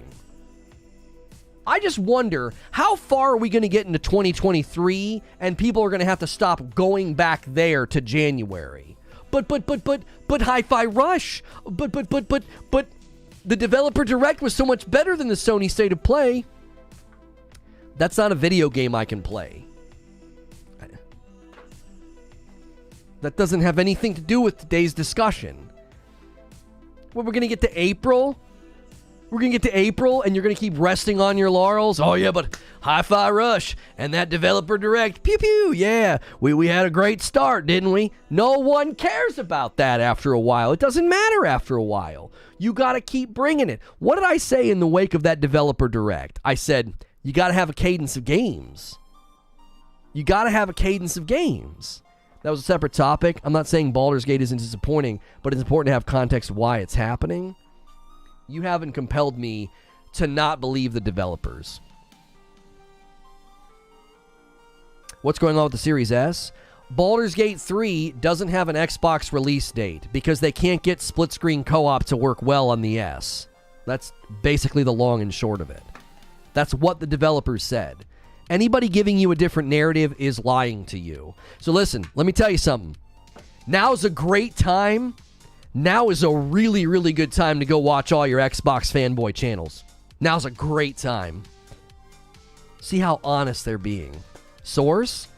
The developers themselves officially responded to IGN and said the following. They said, specifically, we've been unable to get split-screen co-op to work to the same standard on both the Xbox Series X and S, which is a requirement for us to ship. End quote. The devs themselves are the source. You're going to run to your spin doctors and your bias-laden content creators. They're going to spin this in 10 different ways from Sunday, and they're not telling you the truth. Now's a great time to go watch those channels and see what they say. Go see. It's a great litmus test for honesty and integrity. A 5 gifted membership from my man, Terminal Stupidity, pushing us to 163 on the day, and Suede renewing 11 months. I wonder how many gamers do couch co-op nowadays with multiple in-house consoles. I'd be curious to know the number of games. I'll be honest with you, Detective Seeds. I got so tired of looking for couch co-op games, it's why I bought a second PlayStation 5. I was like, forget this crap, dude. Like, there's so many good games coming out that I'll be able to play with my wife, and I don't need to wait and hope for couch co-op. Fuzzy says, I believe a team of a couple hundred people are just lazy and looking for a cop-out, or a multi-billion-dollar corporation is trying to make everyone play their way, and it's only good for them and not development. Decisions. Russell says, couch co-op is amazing for Larian RPGs. It's why it's a must. Don't forget to smash some likes. Thank you guys so much for smashing likes over here, and order some coffee, but not Vengeance. Yeah, you're not allowed to order any coffee, Vengeance. Your wife said no. If you guys want to order some of my coffee, go to reforgeroast.com. This is not a sponsor. That's why it's called Reforge Roast. It's a property. It's my property. And you can use code GETFRICKED. We're trying to clear out that Frickmas blend. You got today and tomorrow to use code GETFRICKED to get 20% off your Frickmas blends. Developers said both. Your headline says the Xbox Series S. You're being misleading AF. Man, oh man. That's a big cope. I already walked you through this logically. I can't reason you into a position you've not been reasoned into. But I'm going to try again. Listen to the phrase that they used. Okay? They cannot get split-screen co-op to work. Listen carefully. To the same standard on the Xbox Series X and S. They are saying that they can't get performance parity between the Series S and the Series X. Who are you going to blame for that? The X? Is the Series X the problem? Is the Series X the problem? Is it? Is it weak? Is it having a hard time? Crazy idea. Drop split screen on the Series S. It's half the price of the X. And if you want to do co-op, then get another one. Upgrade or suck it up. The S has always been positioned as entry level. Lazy developer, says Kenneth. Yeah, that's the problem, Parasito. Imagine telling the developer that, though. Imagine telling the developer that. If you want to develop for this console, you got to drop features. What?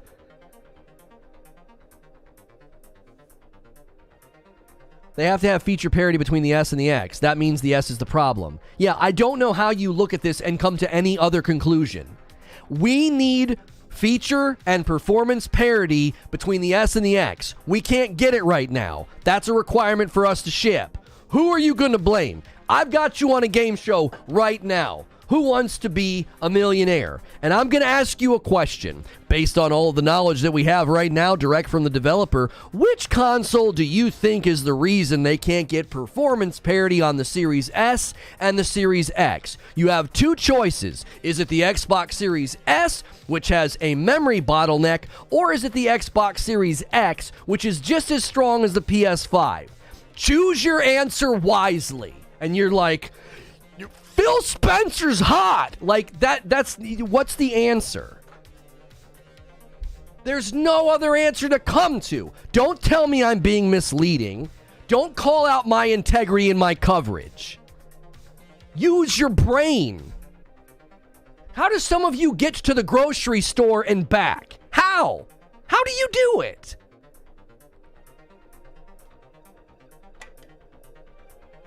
I don't know how you do it.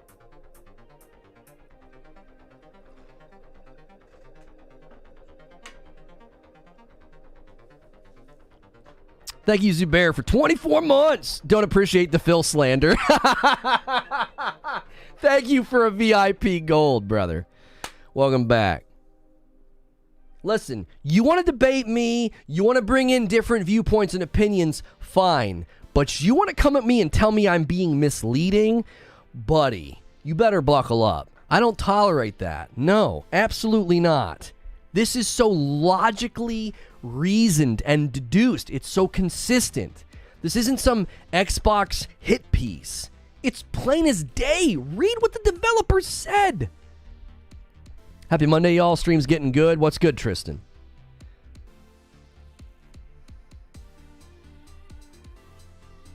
You should voice call with him to explain to him. No, I don't voice call people. Is this the Dr. Phil? How would I be the Dr. Phil? What happened?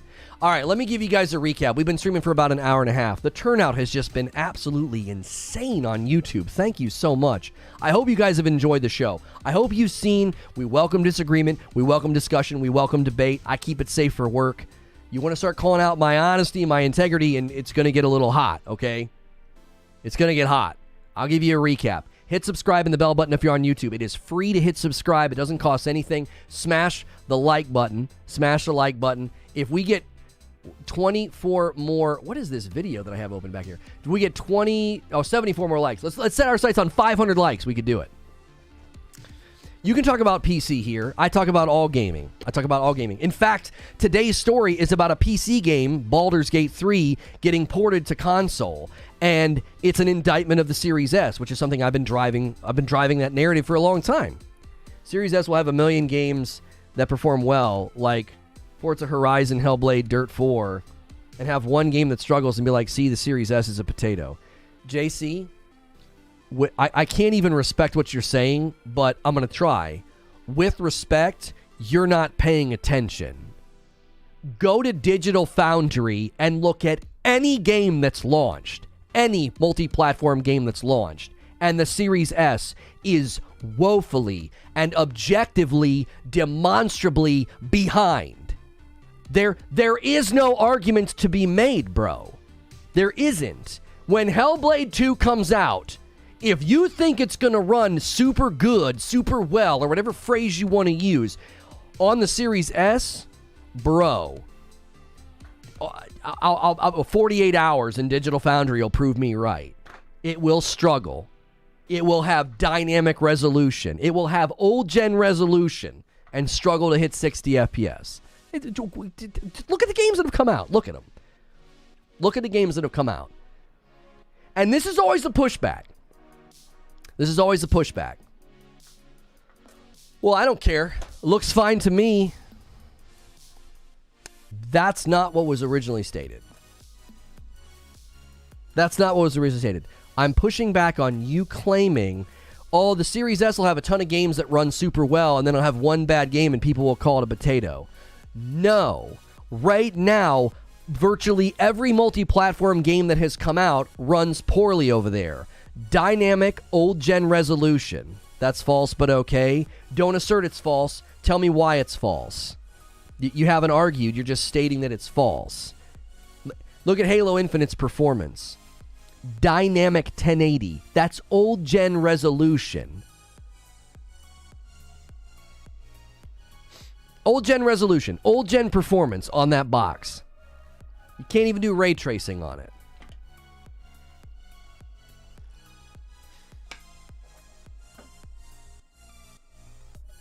Go to a Series S YouTube site that shows full gameplay vids. Watch the gameplay footage of new games. You won't even notice the difference of most games. That's not true. Every game that has come out this generation, every next-gen multi-plat game that has come out this generation, all you have to do is go watch the side-by-sides comparisons. You don't even have to go to Digital Foundry. You can go to El Analista de Beats, that channel. That channel with the blue controller icon. Yeah, Hogwarts runs at 900p on the Series S. Like, come on. Look, your subjective goalposts of looks fine or runs well, that's not what I'm debating. Listen, I want you to hear this. I really do. If you own a Series S and you're like, I think games run fine, I don't know what this guy's on about, man, more power to you. Today's subject has nothing to do with that. Today's subject could be the beginning of you getting games later or not at all because of the Series S. How good is Baldurs Gate going to look? How good is Baldurs Gate 3 going to look to you when you can't even play it? Who cares if you're like, looks fine to me? That doesn't even land on today's discussion. It doesn't. If you're a big Baldur's Gate 3 fan, who gives a frick if you think Atomic Heart and Wild Hearts looks fine on the Series S? Hogwarts Legacy looks fine on the Series S. That has nothing to do with today's discussion. It doesn't. If games start skipping the S or the Xbox ecosystem entirely, if you get games later because it takes longer to optimize for the weaker system, then your preference or your subjective, like, well, I think it looks fine for me, that doesn't even matter at that point. You're on a bottlenecked ecosystem at that point. It's not even a bottlenecked like console. That's a bottlenecked ecosystem if you're getting stuff later, not at all. I was thinking about buying a Series S, but now that I see all the games that are coming out, I won't be having enough storage nor power to run 60 FPS at minimum, so I'll probably buy a Series X.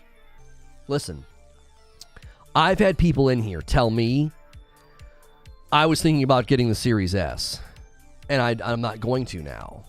Then I've done my job. If you are a fully informed consumer now, and you opt out of buying the Series S, then I've done my job. Because there were people that thought, oh, there's a couple of games over there I'd like to play. I'll just buy the Series S. How many people track with me on this? I want you to imagine the average consumer walks into Best Buy. I want you to view the average consumer that's shopping for a console. And they see a PlayStation 5 with a disc, and then they see a PlayStation 5 that's digital only. And then they see Series X, Series S. Series S is smaller, it's digital only, it's cheaper. Oh, that's not bad. Do you think they have any idea that they're buying a system that's significantly weaker than the Series X? That's why this is a problem. This is a problem because you're talking about consumers that I think largely had no clue the disparity between these two boxes. There were people here that were like, I didn't know it was this dramatic. I was going to buy one. Parasito says the whole argument with the Series X and S is the same as putting a Honda Civic on the track with a Ferrari and then telling the Ferrari that it can't lap the Civic, and then the Civic complains about not being able to keep up with the Ferrari. The track gets told to repave the road to slow down the Ferrari. Yeah, I mean that's a good visual. Series S has been a dream for me, but yeah, I mostly play my backwards compatible games, Fortnite and Fall Guys. Yeah, it's perfect for that use. But what if that's what they can afford? What if all they want is a Game Pass machine for their children? King Arthur, that has no bearing on the discussion. Like, this Alamo that people retreat to, Series S is significantly bottlenecked. Really, really educated professionals in the industry are calling it out. 3 different engineers from id Software, the guys who make Doom, call out the box 3 years ago in September of 2020. We got developers calling it a potato. And now we got a developer that's like, we can't get split-screen co-op to work as well between the two consoles. And your comeback is, well, people who own the Series S don't really care. It's all they could afford. They just bought it to have a Game Pass box. That has literally nothing to do with the discussion. Your friend tells you about a game and how awesome it is, and you're like, yeah, I can't buy it. It's not out yet. Right? I don't know when it's coming. I don't know if it's coming. That's not going to matter at that point. Dark Taco with a $10 super chat. Microsoft is very foolish to enforce parity with features for games because we all know the Series S is entry level. Nothing wrong with that, but Xbox's philosophy is cannibalizing their ecosystem. In this scenario, Dark Taco, here's the line from the developers. If and when we do announce further platforms, we want to make sure each version lives up to our standards and expectations. They're literally saying this is a requirement that they're putting on themselves to ship it. Swade says, the issue isn't just the performance gap. It's the crap show that's going to hit when someone finally drops support. You're going to have a lot of confused and ticked off parents and kids. That's exactly right. That's why I said in my show open, there is no road forward here that looks good. If you keep forcing performance parity, there's the likelihood that you're going to drive game companies away. If you allow people to skip performance parity, then you're going to tick off your consumer base. If you turn the Xbox Series S into a cloud box, you're going to tick off your user base. If you allow developers to skip the Series S, you're going to tick off your user base. There's no road forward here. If it just keeps going as it's going right now, Baldurs Gate 3 is the first in a long line of games that's going to face this problem.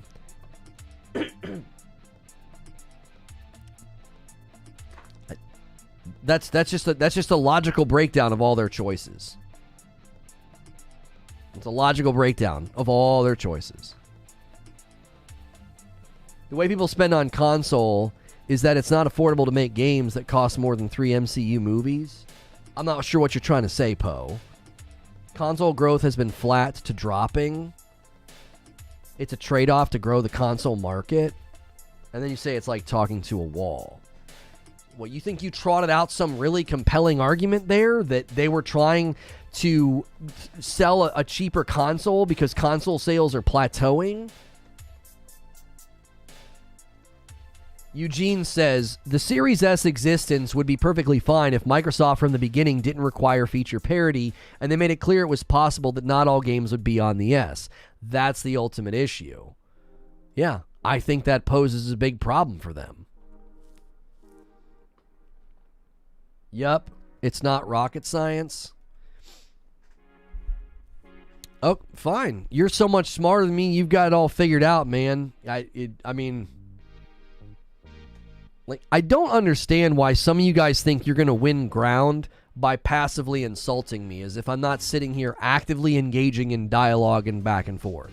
So you trot out that, yeah, console sales are plateauing. This was Microsoft's effort to cut into the market. And then because I don't read your comments and go, brilliant argument, you say it's like talking to a wall. With respect, your argument is so not compelling. It's weak.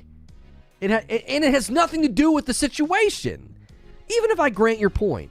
Yep, Microsoft did this to try to break into the console market. So the frick what? Is that a comfort to people on the Series S? Is that a comfort to somebody like me with the Series X who is looking at games that might start skipping or might not run well or might get delayed or might lose features? Oh yeah, but I understand an economic thread of why Microsoft did this, so it's all better now. $70 price increases. Does understanding inflation make it feel better when you buy a loaf of bread and it's more money, or you buy a video game and it's more money? Does understanding the economic realities that led to that suddenly make you feel better about it? No. Now, some people might feel better and be like, hey, you know, it's just the way things go. I'm not going to cry over spilled milk. JC with the $10 tip. Any game that is going to PC and console in its design, the Series S cannot hold back gaming. If you're developing for PC, you're already developing for multiple spec requirements, low to high. Okay. Thank you for the $10 tip. Another gifted membership bomb from Craig, dropping a 5 on chat, taking us to 168. Thank you so much. Revive Farmer, Lord Karabi, Dylan Messer, Alex, Denver Walker. Here's the thing. East Coast Overlord with a $5 super chat tip. Jay, that's not how VRAM and system RAM allocation works. They aren't making games for APUs on PC anymore. Yeah, 168. We've been going crazy. Guys, there's like 824 people here, and we're almost at the 2-hour mark. I don't know if I've ever had a live stream of my own opinion do this well. Usually when we have this level of viewership, it's because there's like a live stream thing going on. We are at 2,422. We are officially 78 members away from the doubleheader horror weekend. 2,500 members is within reach. If you've never been here before, make sure and click subscribe, hit the bell button. That'll make sure you don't miss out on my streams.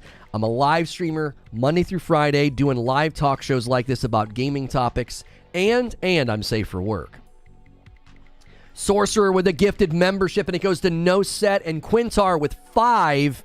That takes us to 174. That's 6 more members. Thank you, Quintar. Always so generous.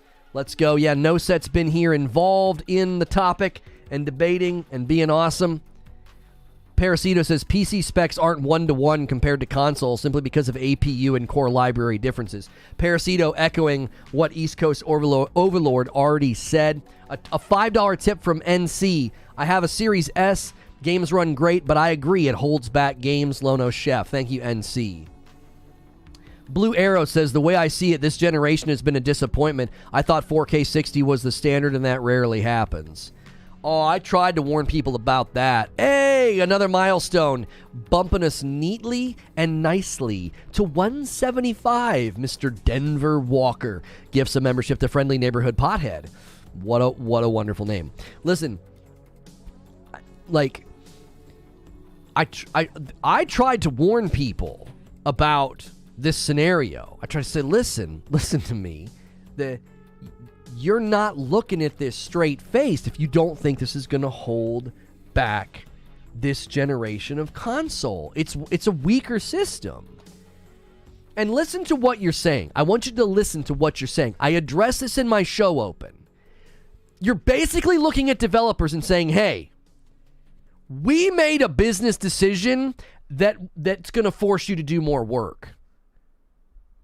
And if you don't do it, our consumer base is going to call you lazy. We're going to call you lazy. Kiltson gives a membership and pushes us up by 1 to 176. Rockin' Robin pushes us up by 1 to 177. Guys, right now, if you click the $ at the bottom of the chat, you can gift one member. One. Just go. Just train it up. Just boo. Let's go all the way. Let's just do ones the rest of the day. Rockin' Robin says, okay, let's do it. I'll do another one. 178. If you got a gifted membership today, pay it forward. Gift one to somebody else. Mark Tubstar gets the gifted member. Thank you so much. And Spin Faster got one. And Orange Cat got one. Welcome on in. No dev wants their game to look bad on any platform. No one. Anybody with even a modicum of technical understanding could look at the S and its RAM and understand it's problematic. It's not rocket science. It's not rocket science, right? The idea that they just need to do more work, it's insane to me that you just think that's what people should do. Lufi gets a gifted member from my man East Coast Overlord, taking us to 179. A $7 tip from Vijay. Microsoft should be smart as Nintendo when they put the 2DS in the market. Nothing stopped them from making games that only ran on the 3DS. Yeah, but the real issue is the Series S is outselling the Series X every time. Dark Taco is going to come in and gift a member. He says, did somebody say train? A member train? Maybe. I thought those only happened over on the purple platform, but they happen here too. Harley Gardner gets a gifted membership from Dark Taco. Jimmy J. Rayner says Lono's on fire. Losing COD is going to be fun for PlayStation. I'm telling you, you guys, you sound like NPCs. It's like you run out of things to say back. It's like, oh no. The thing that everybody said was going to happen with the Series S is starting to happen. What do? Yeah, well, Sony might lose Call of Duty in an alternate universe where 48% of the people who buy Call of Duty don't buy it on the PlayStation, and then Microsoft can take it off of the ecosystem where it's endemic and makes more money, so then they can answer to their shareholders and their fiduciary duty, and in that universe, they're going to lose Call of Duty. Cell phone! Suck it, Sony! That's illogical. Like, what are you even saying? You're not even making any sense. It has nothing to do with the conversation, and it's not going to happen. It's not going to happen. Vegger with, was it like $20? I didn't see the conversion. Thank you for the tip, Vegger. Many third-party AAA studios have partnered up with PlayStation and Sony because they don't see the value to satisfy Xbox's parity deal with the Series X and the S, force them to walk an extra mile, especially during inflation.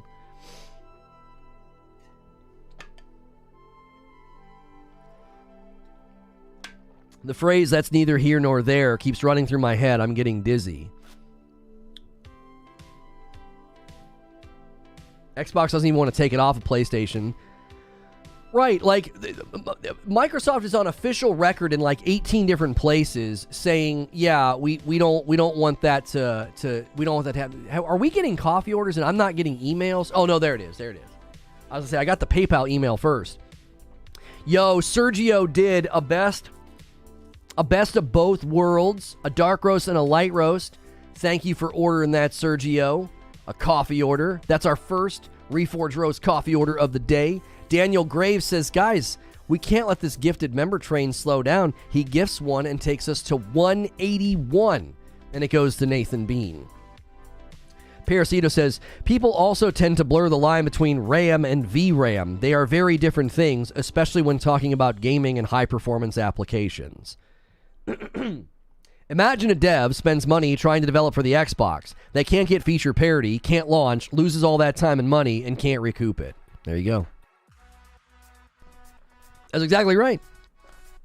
What happened? I just joined. Okay. We got some late joiners asking, Cleaver or Clevier over here on YouTube, and then we got Calvin over here asking for a recap. I'll give you a recap. Show me some appreciation if I'm doing a recap for you. Smash the like button, hit subscribe, gift a member, become a member is a way to saying thanks, because I've been streaming for 2 hours, but I will willingly give you a recap. Baldurs Gate 3 released a trailer, and it's called their release date reveal trailer for Baldurs Gate 3. Okay, and they're porting it to consoles. This trailer, in its description, says Baldur's Gate 3 is coming to PS5 day and date with PC on August 31st. So everybody sees that, and then they also see the trailer that hit the PlayStation channel where only the PlayStation logo is shown at the end, and everyone says, wait, is that a PlayStation 5 exclusive? Baldur's Gate 3, PlayStation 5 exclusive? I didn't hear that. So the developers had to respond. They very quickly responded on Twitter and said, it's not an exclusive. We ran into some technical trouble with the Xbox, which obviously warrants more investigation. What is the problem? What did you run into? They elaborated in a response to IGN, and the following quote is incredibly important. They said, specifically, we've been unable to get split-screen co-op to work to the same standard on both Xbox Series X and S, which is a requirement for us to ship. So I look at this and conclude what any logical person would conclude. They can't get split-screen co-op to the same standard on the X and the S. They can't get performance parity. Who are you going to blame in that equation? The Series S. That's the culprit in this scenario. That might also be the culprit as to why Halo Infinite had to shelve and cancel their plans for split-screen co-op. And that's a first-party developer. That's a first-party piece of property. So I've been saying for a very long time I'm concerned about the Series S. I say that as a Series X owner. I say that as somebody who wants to play Starfield. I think Starfield was delayed because of performance problems on the Series S.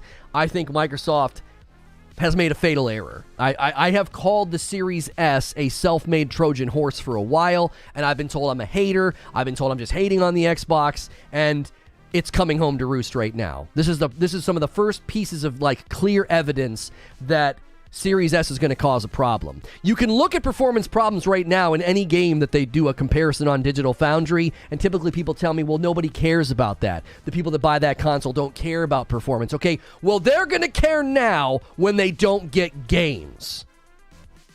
That's my recap. If you liked that recap, stick around, hit subscribe, give some members, tip some money, do some things to say thank you for a quick show recap 2 hours into my live stream.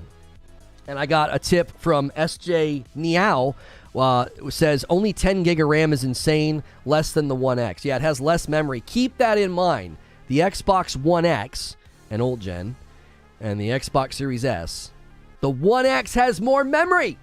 Abe with 23 months, and it's a VIP gold. The Series S is the best bang for your buck, in my opinion. The human eye can only see dynamic 900p 60 after all. Jimmy Rayner jumping back in as a member. A 2-spot from SDO. I'm worried for Xbox. Everything is coming soon. Right. JW says, thanks for the recap, Lono. Here's a 5 gifted member bomb, taking us to 186. We are just 14 members away from a 200 member day, and I'm not slowing down. People keep coming in. People keep joining the conversation. The viewership keeps going up. People keep hitting subscribe. We're just going to keep going. We're just going to keep talking about this. Usually around now, I'm winding down, but y'all are bringing it. Y'all are bringing the support. I don't know what's going on, but I'll take it. If YouTube wants to keep blessing us and putting us in front of this many people, I will take it. I hope y'all are enjoying the show. I hope if you're new to the show, you're enjoying the show. We are at 2,441. We are 59 members away from 2,500. Just 59 away from 2,500. We've already done The Quarry and Until Dawn as triple header horror game weekends. It'll now be a double header. Streaming on a Sunday night's a bad idea because that's right before my week starts. So we're going to do double headers from here on out, but they're hilarious. We are second on the gaming page and showing live in the podcast tab. Oh boy, let's go.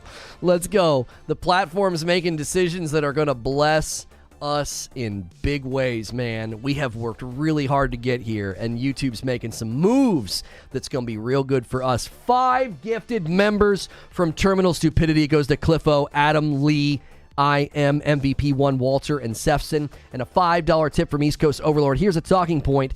The Steam Deck has double the RAM of the Series S despite being the weaker device. Oof. That's an oof. Thank you again, Terminal Stupidity. You've gifted a bunch of members all throughout the months. Online MVP and Oscar went crazy today. You guys can't let them have the king. You can't let them have the crown, man. These guys have been bringing it. Who's gonna unseat the kings of gifted members, huh?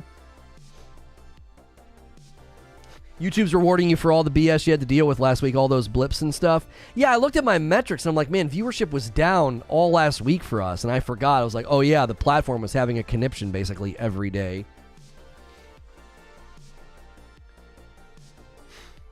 So, BG, are you talking to somebody, or are you talking to me? Infinite and Gotham Knights, have either of them had co-op issues or have no co-op? Well, Gotham Knights doesn't have split-screen co-op. And Halo Infinite canceled split-screen co-op. Terminal Stupidity! Terminal Stupidity says, I'll take us over the 200 line all by myself. 201 members on the day. Terminal Stupidity says, I'll take the crown, man. I want to be at the top of the board. And he's one of the ones that does it. That is neither here nor there. We need a most gifted on-screen indicator similar to highest dono. People would battle for that spot. Right now, online MVP did, I want to say 30 or 40. And Oscar did 50. And Terminal Stupidity has done 25, I believe. It's really hard for me to remember. That's a good idea, though. That's a really, really good idea. Like, start tracking on, like, a sheet somewhere. You know, maybe in the Discord. Someone just types it up and says, oh, somebody just did more, somebody just did more. And we could celebrate who the leaders are of the day.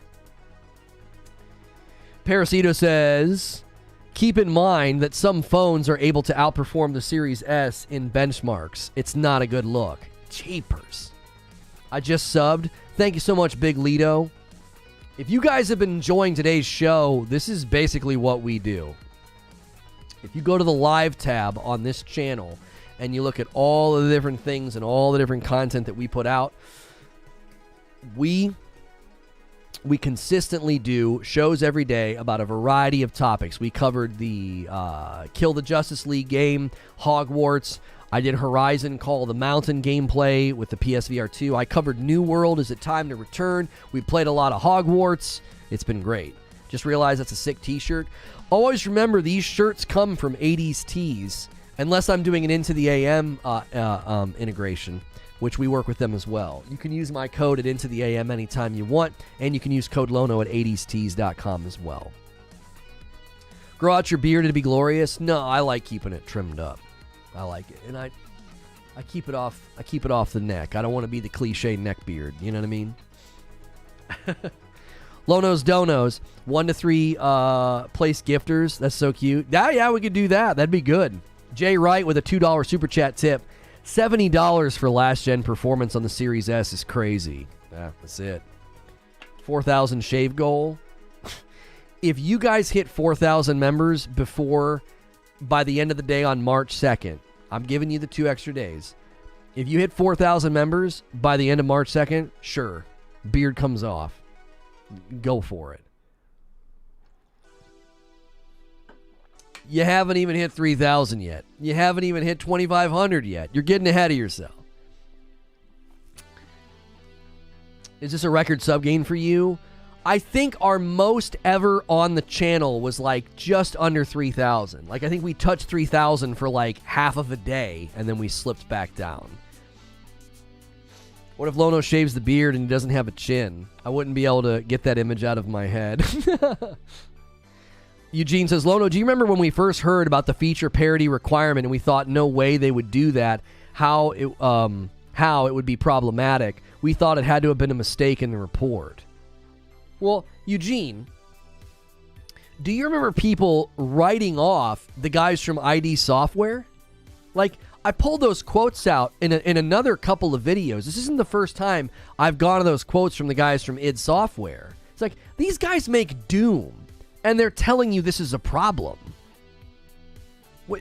How can you possibly say, oh yeah, no, they don't know what they're talking about? Because I remember when the Gotham Knights scenario happened and 2 different indie devs referred to the Series S as either a potato or a problem, and then they went private on Twitter, and everybody said, oh, they're just making excuses for Gotham Knights. Like, they didn't even work on Gotham Knights, bro. They didn't even work on Gotham Knights. They were just letting you know what the devs think of that console. Imagine 2 different indie developers. Indie developers saying, yeah, that platform is a potato. Sony devs even admitted the PlayStation doesn't have VRS. So all those idiots saying PS5 has RDNA 2 makes me laugh. Are you still on that, bro? Really? You still doing that? Go look at the AMD CVP if you think the PS5 has RDNA 2. Okay. That's neither here nor there. Yeah, that has nothing to do with today's discussion. You keep bringing that up.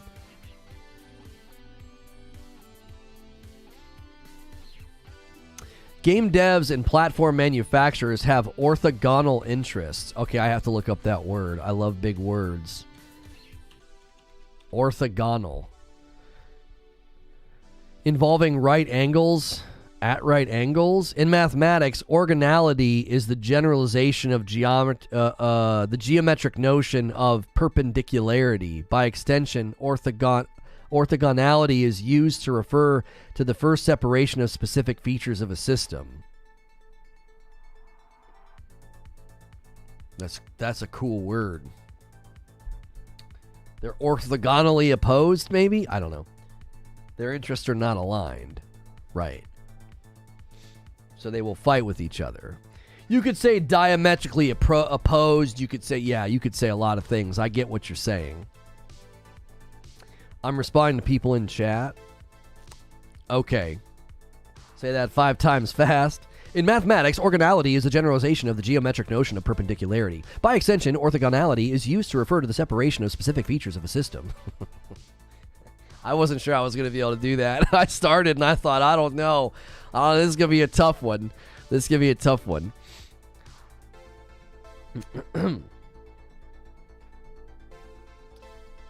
He's using his word of the day calendar. He's using his mathematician word of the day calendar. That's right. Orthogonal. Orthogonal sounds like a plural term for... Yeah. I'm an orthogonal. What's that mean? Well...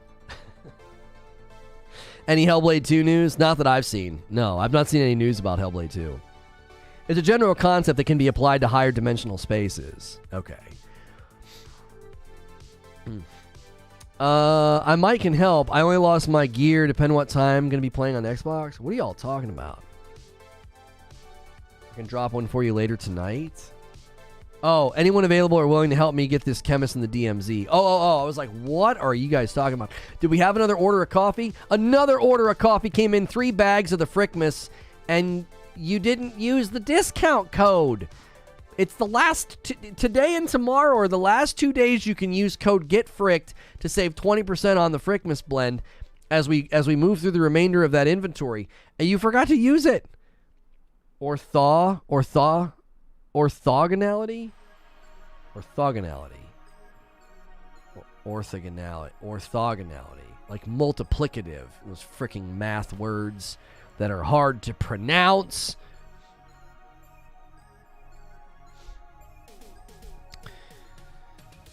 What did Paul say? The RDNA 2 thing is not that simple. Sony and AMD work to make a custom chip for the PS5 only. It's part RDNA 2. It's got extras that RDNA 2 does not have, and it doesn't have other things. And Parasito says, PS5 has RDNA 2 architecture, but it's a custom chipset, so it's not true RDNA. JC, you just got tag-teamed by 2 guys that I trust on these subjects. Paul and Parasito. The PP twins. That's a terrible name. We're not going with it. We're gonna shop that with Mark. That was absolutely terrible. We'll reassess the name of their tag team duo, but they both just basically said the same thing.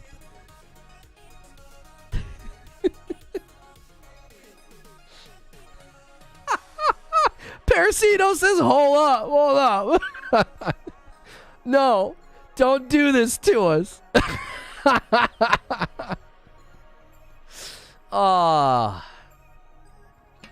Now, come on. That was good improv. That was good. I've been working on my improv, and that was solid work. Saying the PS5 doesn't have RDNA 2 is like saying AMG isn't Mercedes. The tools, Lono, the tools? Why do you keep bringing up the tools, big punk? Is it because I made the pee-pee joke? We prefer the urine brothers. We prefer the urine bros. I've thought of this before. Have you ever watched the guys that have the show, like, you know, Jimmy Fallon's got his guy over on the microphone, like Smiggins or Higgins? I think it's Higgins. He had Higgins, and then Conan had Andy. I swear, Zubair is like that sometimes. He's like my off-cam microphone guy that can just like tag team, like jump on a piggyback on a joke and make it better. That was good. What did Eugene say? I missed it. He said that saying that PlayStation 5 doesn't have RDNA 2 is like saying some car is not a Mercedes, an AMG is not a Mercedes. Zubair strikes again. Yeah, that was good. That was excellent. That was very, very good. Oh, shoot. What time is it? Okay, yeah. Man in the chair. That's right, man in the chair. The man in the chair. Spider-Man. Let's go. No, that's the wrong room. Where's my... There we go. No.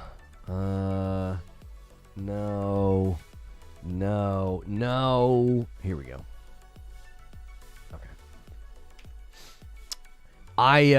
We are going to be doing some more Hogwarts gameplay today. Not right now.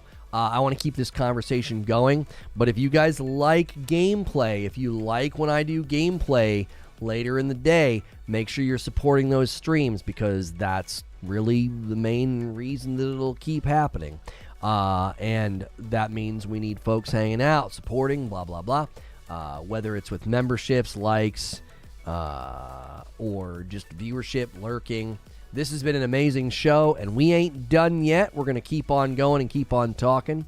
I actually want to change the sort of course of the conversation now, because I feel like we've essentially established that this is a potential problem going forward. I want to know what you guys think are the potential solutions that Microsoft could do, because that was the big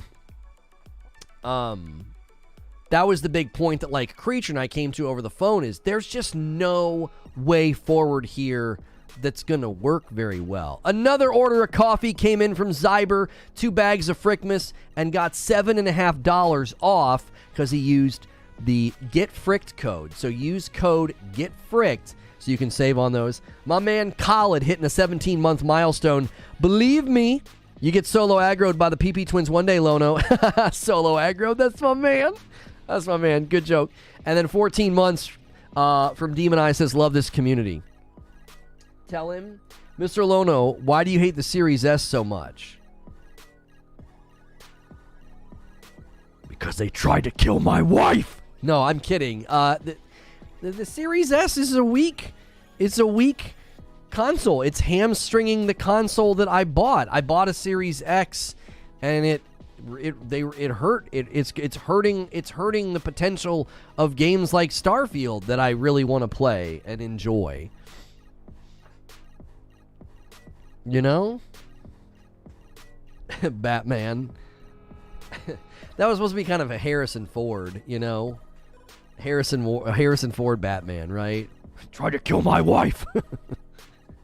Get off my... Yeah, that was a little more Batman than Harrison Ford. If Harrison Ford was Batman, right?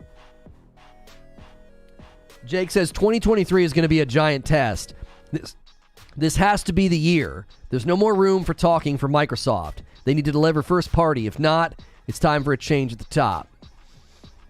I love my Series S. The games play and work just fine. Forehead. JK LOL. Arthur's like, I'm just kidding around. Series S is cramping the X's style. Like, that's generally how I feel. Right? Like, my issue is that I bought a Series X. It's like, what are they going to do for me? What are you going to do for me going forward, man? You know what I'm saying? We have gotten 50% of our viewership from Suggest. Oh my gosh. Thank you, YouTube. Oh my word. If you clicked on this video today because it was suggested to you, I hope you have enjoyed your time. I'm going to give you guys a member count. 2,444.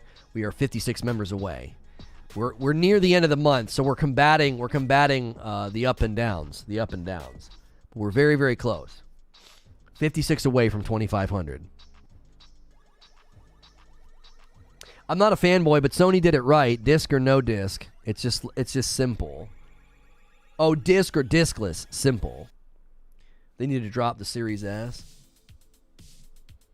They need to discontinue the Series S and give people a huge discount towards the Series X, like turning in your Series S to get $200 off. Something. Yo, Chapter 8, appreciate you taking us to 206 members on the day. Wait, I owe some as well. Every 100, I owe... What's 20, right? It's 5 every 25. I owe 20 every 100, so I owe 40 right now. Jiminy Christmas. I'm going to get us to the goal when I make good on what I owe. I got fricked. Oh, you did? Get fricked in February, Josh Allen. You got 2 bags of Frickmas. Get fricked, Josh. You saved some money. Thank you so much. Thank you so much for ordering that coffee. Supports my family. My brother made fun of me so much for this. I'm like self-conscious saying it now, but like this is not a sponsor. My wife and my kiddos bagged this up. It's in my house, right? You get little drawings, you know. The Josh Allen. Oh no, it's not that Josh Allen. It's a different Josh Allen. Can you imagine if like somebody really well known bought our coffee and like just tweeted about it? That would actually be scary. That would actually be scary. I don't think I would want that. I'm like, babe, we have a real problem. All the coffee's gone.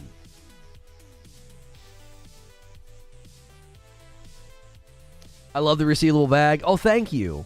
Pay $300 for a new console, but it's the same spec as a last-gen console and has no current-gen exclusives for 4 years. One wrong syllable away from turning into a dental ward, right? Xbox Series S strikes again. What's that mean? Keep up the great stream, brother. The recap about the Series S striking again is that we now have another game that's going to have problems with the Series S, Baldurs Gate 3. Hey, Infinite ordered a bag of Frickmas and he used code GETFRICKED.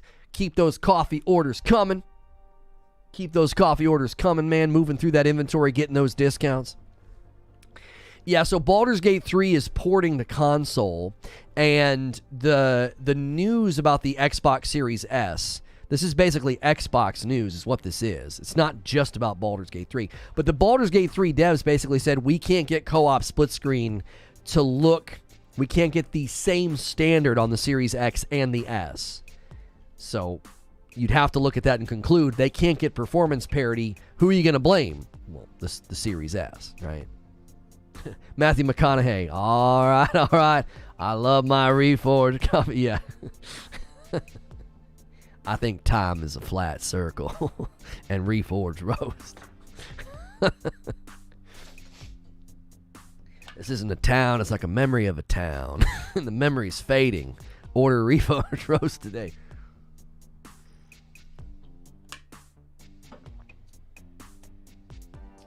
AMD Radeon tweeted this. in June of 2021. We're proud that our groundbreaking RDNA 2 and Zen architectures helped enable incredible next-gen PlayStation 5 experiences like Ratchet & Clank Rift Apart. Hang on a minute. I gotta read that again. I'm sorry. I am very sorry for the sound effect. We're proud that our groundbreaking RDNA 2 and Zen architectures helped enable incredible next-gen PS5 experiences like Ratchet & Clank. Wait a minute, wouldn't that mean that RDNA 2 is on the PS5?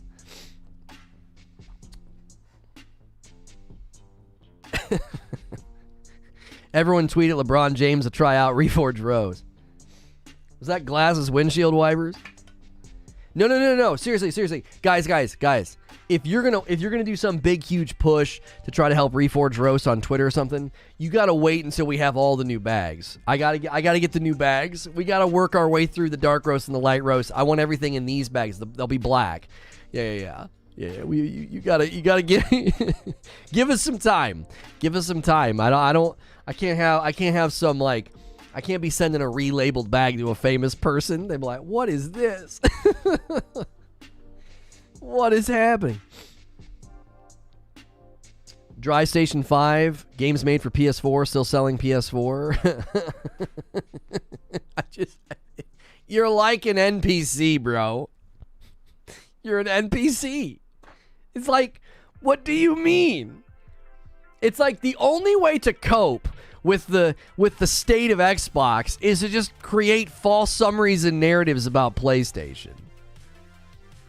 Ratchet & Clank Rift Apart, Returnal, Horizon Forbidden West, God of War Ragnarok. Digital Foundry concluding that these are next-gen marvels. They're beautiful. They win awards. They get nominations. But, I have to make myself feel better about the platform that I choose to play on, so I'm going to just make things up about PlayStation.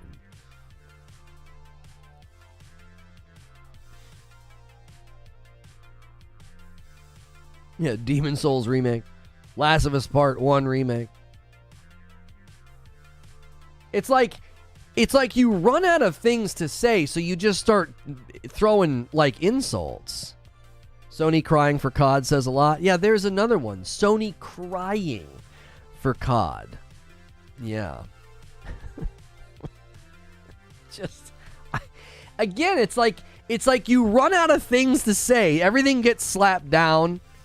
Everything gets smacked to the ground. And you're like, well, all I have left to do is to hurl insults. I got nothing left in my bag of tricks. So Sony's crying, and all their games are the same, and I can't even think of all the ones that typically get thrown out.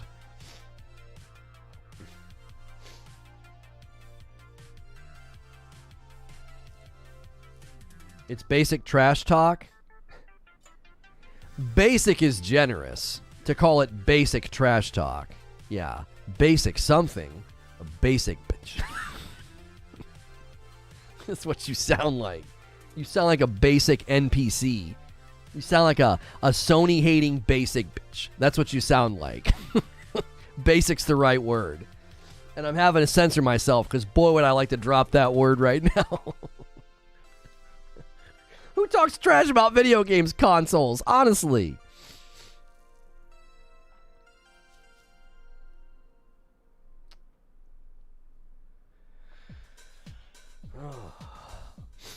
I'm an Xbox fan along with owning a gaming PC, and I'm in it for the ecosystem.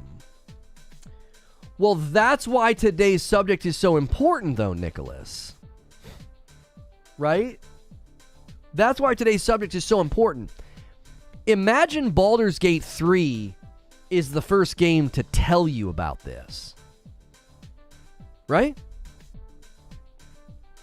They're the first game to tell you about this.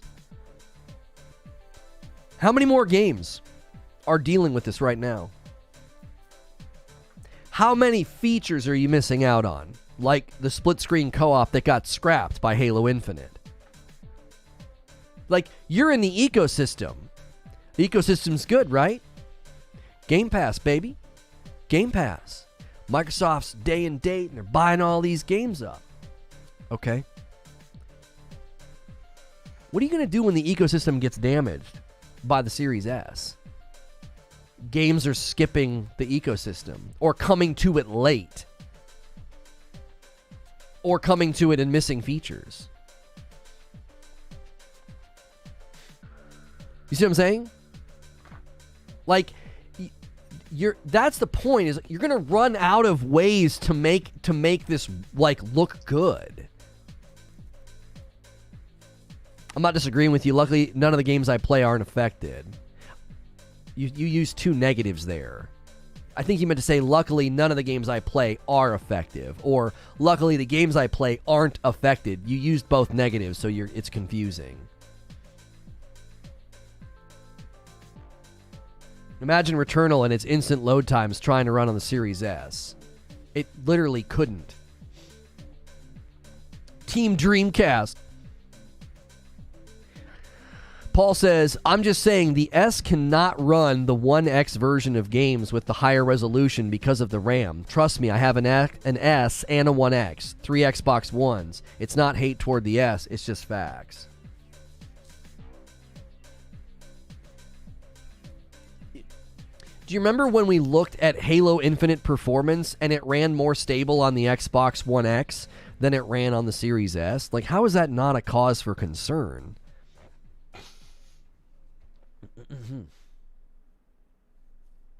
Check out More Law is Dead video with NX Gamer. They break down the difference between the PlayStation and the Xbox in terms of game development.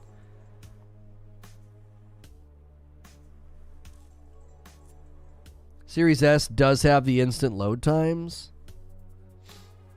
I mean, yeah, I guess it does have the instant load times. It's the issue. The issue would be the performance of the actual resolution and frame rate, right? Or doesn't the S have slower load times anytime Digital Foundry tests it? I thought they were the slower of the bunch, even in that. I laugh at the fanboys. I got all the systems: Series S, X, PS5, Nintendo, Switch OLED. More Law is Dead is a great tech channel for tech. Look, I play Destiny, but I'm planning on owning both consoles because of the Bungie buy. Well, Bungie, you're not going to need a PlayStation for anything Bungie related. All their stuff's going to be cross-platform going forward. That's in the contract. But Bungie's going to help Sony with live service games. If you guys are just tuning in, we're talking about the Xbox Series S and Baldurs Gate 3. The latest Baldurs Gate 3 release date reveal trailer indicated that there was not a date for the Xbox. And so we've been talking about how that's related to the Series S, according to the developers themselves. Yo, Simon, hitting a 6-month milestone. Welcome back in. And guys, stay till the end of the stream. I owe you right now 40 members. I owe you 40 members. Every 25, I got to gift 5. So you've got time to push us a little bit further. We'll hit 2,500, I think, today. I might need a little bit of help. I don't think my 40 will get us there. I think I'm going to get us right close to it. But we'll be very close once I do my 40. You guys did unlock the Star Wars Watch Party, so that was at 2,000. We'll do that next month on a Saturday, and we're very close to the doubleheader horror weekend. And, yeah.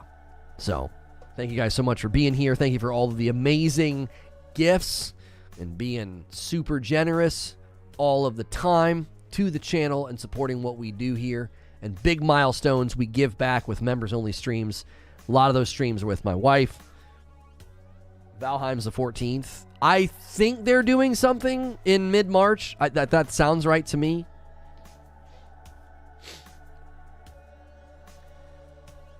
There's some games that load faster on the Series S, a $250 console, than the PS5 at $600.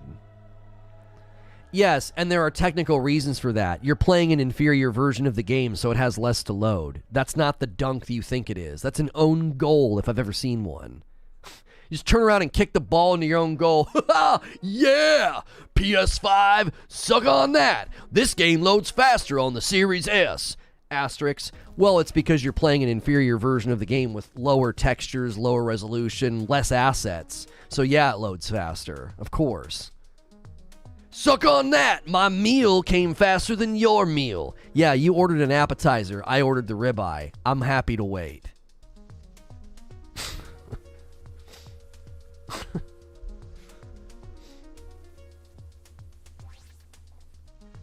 The Series S goal is not resolution, it's frame rate for its price. That's not the point of today's stream. Who gives a frick about that if you're getting games later or you're not getting games?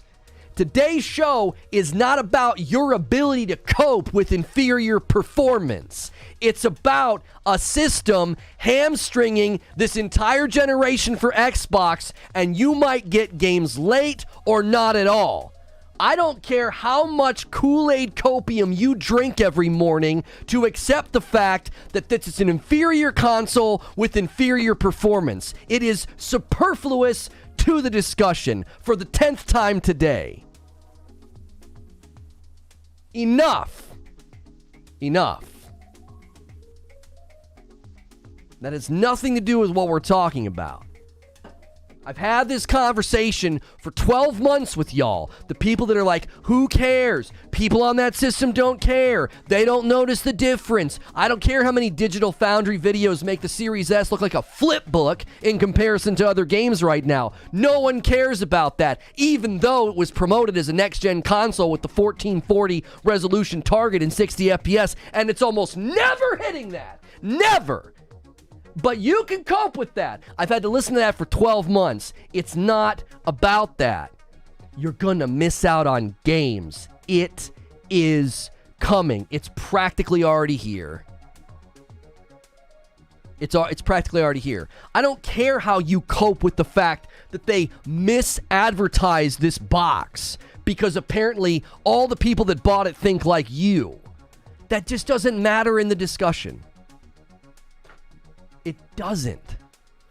It's a sideshow. It's a distraction. It's a red herring if I've ever seen one.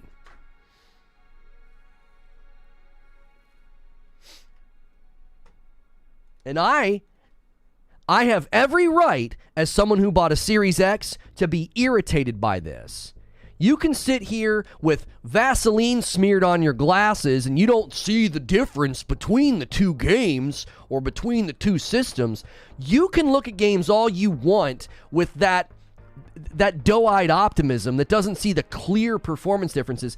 I bought a Series X and I'm seeing the writing on the wall. I'm not going to get some games. I'm not going to get the best performance. I might not even get a well-optimized version of Starfield. I have every right to be concerned and angry about that. My entire point is that if you release a game on PC, you're already developing a game for multiple specs, usually lower than the Series S requirements. That has been addressed time and time again by Parasito. If it were that simple, then we wouldn't be having this conversation. And developers wouldn't have spoke out about hamstringing the generation. And well-educated engineers from id Software wouldn't have said anything. Oh, actually they did. I'm so glad you brought this up. Because it's been responded to. Here's Axel, someone who knows way more than me and way more than you. Principal engine programmer says, also, it always scaled on PC is nonsense. Every AAA game in the past decade or so has their assets made once they run to min spec. Increasing sample counts a bit here and there for higher settings isn't what you could truly have done with more power. Min spec matters. He's literally taking what you just said and he's turning it back around and dunking it on your head and being like, you're right. You're right. Game developers do this all the time. They build their game for min spec, and if you pay close attention to the PC market, the min spec tide goes like this. It rises. So, what he's saying, you have to consider. They gotta build the game for min spec, which is the Series S first. And you can't just increase sample counts a little bit here and there. Oh, also, another guy. Another guy from id Software, Billy Kahn. Billy Kahn is lead engine programmer. These are the guys that make Doom. He says the memory situation is a big issue for the S. The much lower amount of memory and the split memory banks with drastically slower speeds will be a major issue. Aggressively lowering the render resolutions will marginally help, but will not completely counteract the deficiencies. These are people that know way more than us, and they're like, listen, it's not that simple, bro. You can't just go in and pull a dial down. How does it rise when Baldur's Gate 3 minimum spec is lower than the Series S? You're cherry picking. Overall, that's not what I'm talking about. I'm saying in general, as things have gone, look at some of the latest games that have come out and look at their min specs on PC. They're higher than they were 5 years ago. And the Series S has performance parity and strength of that of the Xbox One X. So how are you not already below the tide line? Yo, Dad Not Good coming in. He says, listen, man, we got to reward this man for his rants and his yelling today. 211 members. I appreciate that so much, Dad Not Good. I'm hoping PlayStation does something like the Xbox companion app as well. I mean, I would love PlayStation to completely rebuild their UI. I don't like it very much. My point is that the XDK development, not the Series S only. I can't. Mr. Lono, I enjoy my Series S. I don't see the problem. And you never will. You never will. You're unable to. JC is oversimplifying the difference between console development and PC development and not covering the nuances, differing GPU, difference in API, difference in host operating system. It goes on. Yo, what's good, Liquid Smoke? Listen, the reason I get frustrated is it's an unfalsifiable position. It doesn't matter how many games come out and run like dog water on the Series S. It doesn't matter how many games come out well below next-gen minimum benchmarks of like 1440, 60 FPS. It doesn't matter how many games come out below those benchmarks. It's an unfalsifiable position. You can always just retreat to some stupid excuse. Oh, it's the developer's fault. It just takes longer to optimize. I don't see what the problem is. The developers must be inept because the minimum PC requirements for Baldur's Gate 3 is lower than the Series S's, strength. But you're not reading what they said. They said they can't get the same standard between the Series X and the Series S. Pay attention. It's about performance parity. The guys making the game want split-screen co-op to run the same on both systems, and they can't get it. You're missing the forest for the trees. You're like, well, clearly they'll get this thing to run on the Series S because the minimum specs on PC are lower than the strength of the Series S. That has nothing to do with what we're talking about. They need performance parity to ship the game, and they can't get it because lack of performance parity is endemic to the Xbox ecosystem. You're not paying attention. The reason that I point out the Digital Foundry videos, the reason I point out the large disparity of performance between games on the Series S and the X is because when a developer has this desire for performance parity, the Xbox ecosystem says, yeah, we can't do that. Yeah, we made a lack of performance parity endemic to our ecosystem. How is that not hamstringing this generation of console? You're delusional if you don't see that. The Series S and the X are most similar to PCs than it's ever been. I'm not saying it's a good thing. I'm just saying why it's happening. More water? I don't need to drink water, Bellex. I'm drinking coffee. I'm fine.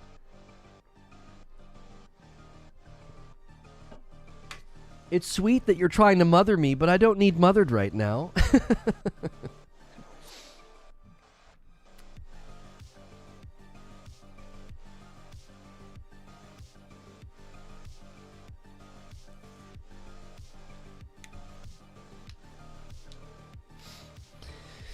Gaming on Linux is what I want. Carnage, love the shirt, my fave. Oh, thank you, thank you. This one comes from 80s Tees. They have a Venom collection over there. You can use my code for 30% off. doom and gloom for Xbox if what you say is true. And I don't want that to happen. I don't want that to happen. Like, I literally want to be able to boot up my Series X and say, bro, there's so many good games here. Starfield, this and that, and I want to have this laundry list of games to play. And I'm looking at the horizon, I'm like, this looks just bleak. This looks bad. I would bring the same energy if the PlayStation 5 was doing the same thing. If I bought a PlayStation 5 and I was seeing headlines about a game developer saying, yeah, we're struggling to get this to run well on the PS5, and I was staring at 2 exclusive first-party titles. Well, no, I'm sorry. At this point, there's 4. 4. Come on. I'd be like, bro, what's going on? I would be giving the same energy to PlayStation. I'm like, this is concerning, man. It's really early in the life of the console to be talking about, yeah, we can't do split-screen co-op.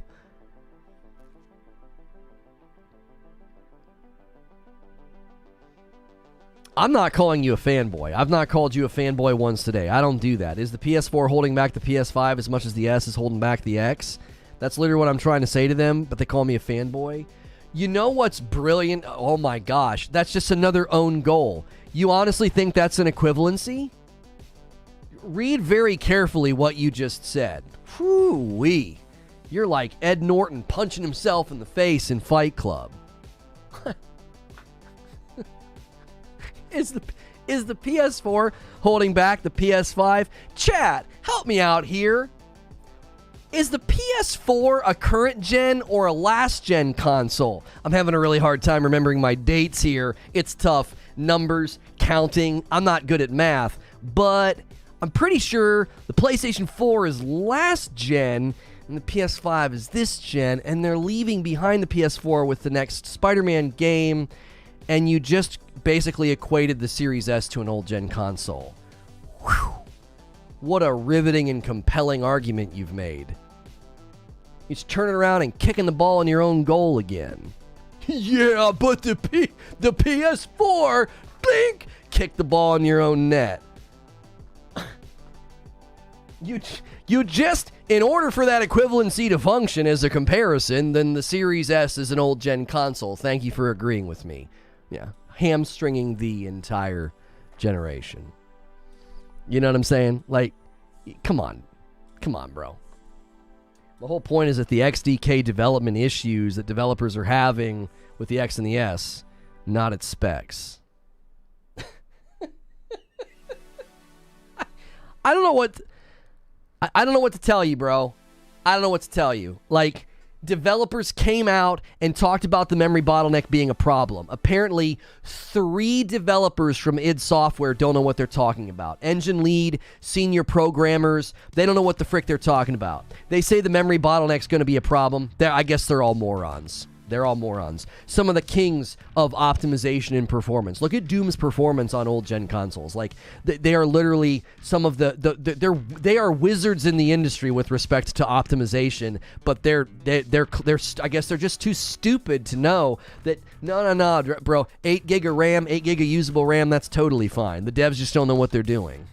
It's the XDK or some other weird dreamed up pipeline excuse. Nah, it's not the memory. Kelswith with a $2 super chat tip. Why argue? Look at your boy. That's right. Gotham Knights developer said it's because people were complaining about the game not being 60 FPS. Game what? Game came out and its performance is absolutely trash. It's up to the developers. Okay, that has nothing to do with the discussion. If you actually diagnose what happened with Gotham Knights, that has nothing to do with what we're talking about. Gotham Knights baked in lighting settings globally that you can't turn off, and it's a poorly optimized piece of garbage everywhere you play it. That has nothing to do with this discussion. Gotham Knights is a mid-level mobile game disguised as a console PC game, and it's trash. Animations, combat, movement, performance, graphics, it looks worse than an 8-year-old game. That has nothing to do with this discussion. Like, literally nothing. You literally, you just said multiple developers talked about the Series S. Gotham Knights developer said the same thing about the Series S being the reason. Nope, they didn't say that. That's false. Those were two indie developers that spoke out on Twitter, and then they went private. I covered that in my show open. You have once again got your facts wrong, and you're ignoring titans in the industry saying the bottleneck is a problem. You're ignoring 3 developers from id Software. ID Software, the guys that make Doom, you're brushing them off. I don't, and again, Gotham Knights devs didn't come out and say anything about the Series S. There were 2 different indie developers that were basically saying these consoles aren't as strong as you think they are. Case in point, the Series S is a potato. And then they both went private because they got a bunch of harassment from people like you probably. You don't know what you're talking about. A Rocksteady developer has described the Xbox Series S as a potato that has hamstrung modern games on the next-gen console. Oh, okay. Did they work? Who built Gotham Knights?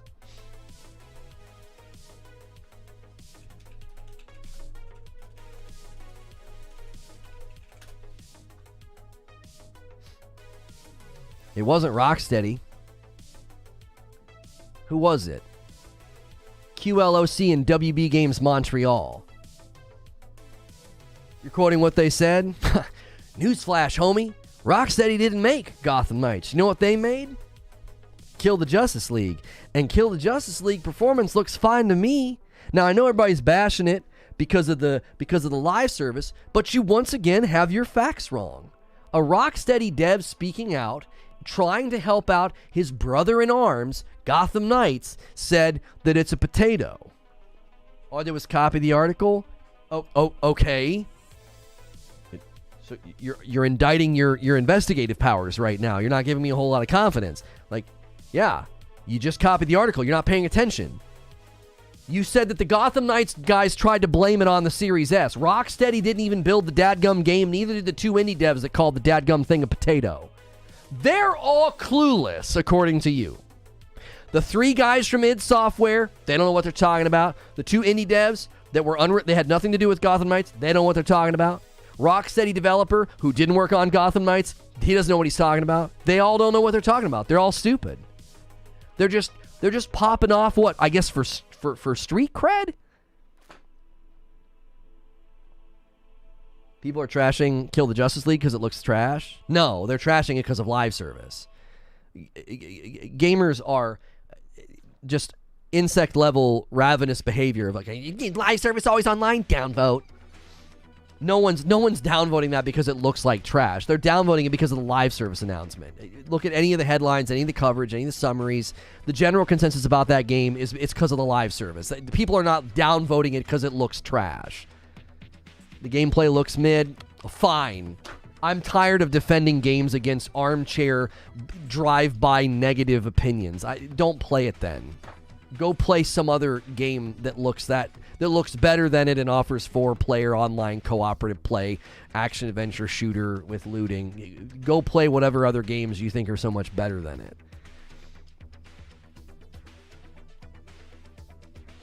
I don't care if people don't jive with it. I'm not talking about that. If you don't jive with live service, if you don't jive with always online, if you don't jive with looters, if you don't jive with live service games, I don't care. I'm not going to try and convince you. I'm not. Destiny 2 looks way better. Then go play Destiny and get the fuck out of my chat.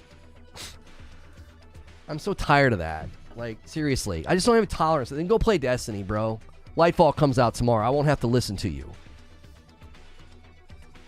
Tell him to come back in 18 months once he has AAA game release for the Series X and S and tell us how easy the S is to develop for. You are literally any person in this live chat, but you just have a mic and vid, not gonna lie. Okay. So do you constantly come into live chats and complain about what? Was it unfair? Chill, why are you so angry? Just having a discussion? No, you're not. That's not a discussion. A discussion is not coming in and dunking on a game unrelated to the discussion and then saying it looks mad, it looks mid, it looks trash, and Destiny 2 looks better. Okay? That's not a discussion. That's just you coming in the room, changing the subject, and telling me that you think a game looks bad and another game looks better. What am I supposed to do with that? tuck that away and where am I supposed to file that? That doesn't have anything to do with what we're discussing.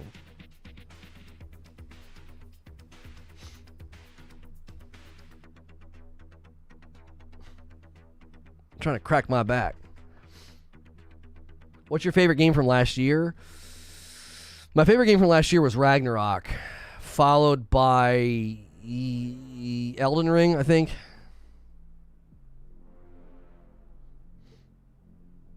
We could have a discussion, but you're talking about getting the blank out of your chat. Black Superman, let me ask you a question.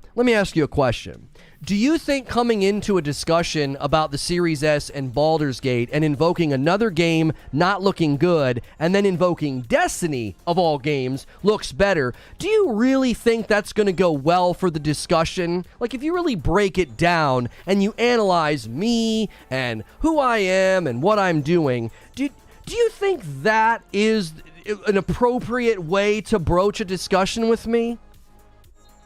And I'm being hard on you because you've been around for a long time. So yeah, you got smacked. Like, what? Where do you think you are? You're asleep, bro. I admire your points, but I guess we'll just have to agree to disagree on why it's happening. I think devs are having a problem with the development kits and utilizing optimization. JC, does that matter to the consumer? Does that matter to what games end up on the system? Does that matter to the quality of the games? Does that matter to the games if they get there? If they're having problem with the dev kits and they're having problems with optimization, let's just say you're 100% right, all these other devs are 100% wrong. Does that make the platform any more winsome or appealing to gamers, to game dev companies? Let's say you're right. Let's say you're right. But does that make the Series S any more winsome or appealing? No. In fact, you're kind of making my argument stronger. Even if I act like you're 100% right and all these other devs are 100% wrong, who's going to want to come and build for it then? Just because you're being pedantic down to like, well, it's not really the RAM, it's the dev kits. Okay. Well, even though other developers have pointed to the memory bottleneck as a problem. What if both are true, JC? Your very sweeping reductionism about being like, hey, the memory's not a problem. I don't think that's a compelling argument. I don't think you can substantiate that given all of the commentary about it being a problem. So you're arguing strongly that it's something else. What if it's both, bro? What if you're actually making the situation worse by citing that, like, oh yeah, the dev kits are a problem too? I don't think you're convincing me that the situation's better. I think you're actually convincing me the situation is, potentially worse.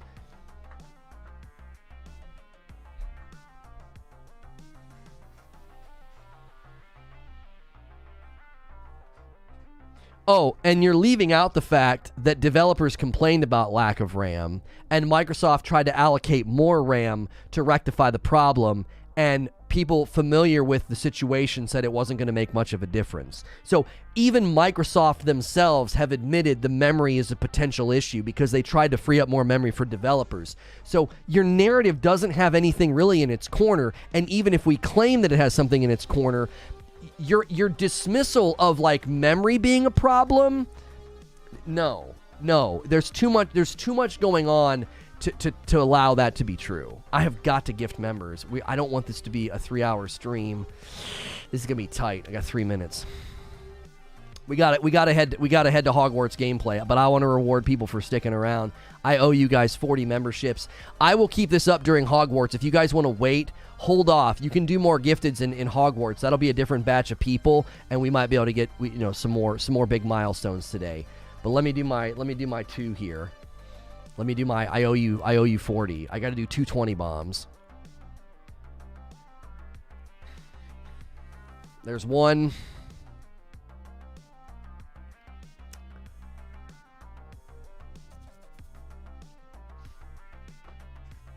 Listen, Black Superman, if you're here, I wasn't trying to bite your head off, but come on, man. You got to know where you are.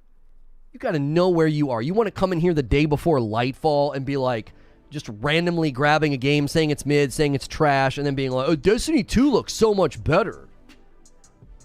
Then go play it. Like, that's my attitude these days. People just dog on everything these days as being mid or cringe or whatever. It's like, then don't play it. Like, I expected a simple 4-player multiplayer action-adventure shooter, because that's what they advertised 3 years ago in their press release, and I feel like I'm getting that.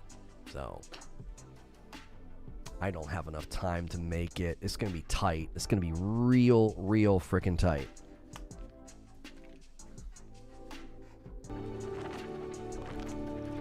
Oh, there we go.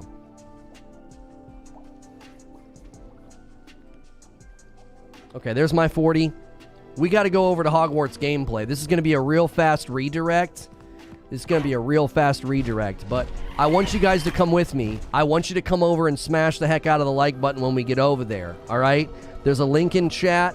If you don't want to come with me, come and hang out for 5 minutes. It supports the channel. We need to be able to do gameplay consistently, and we've been having really good luck.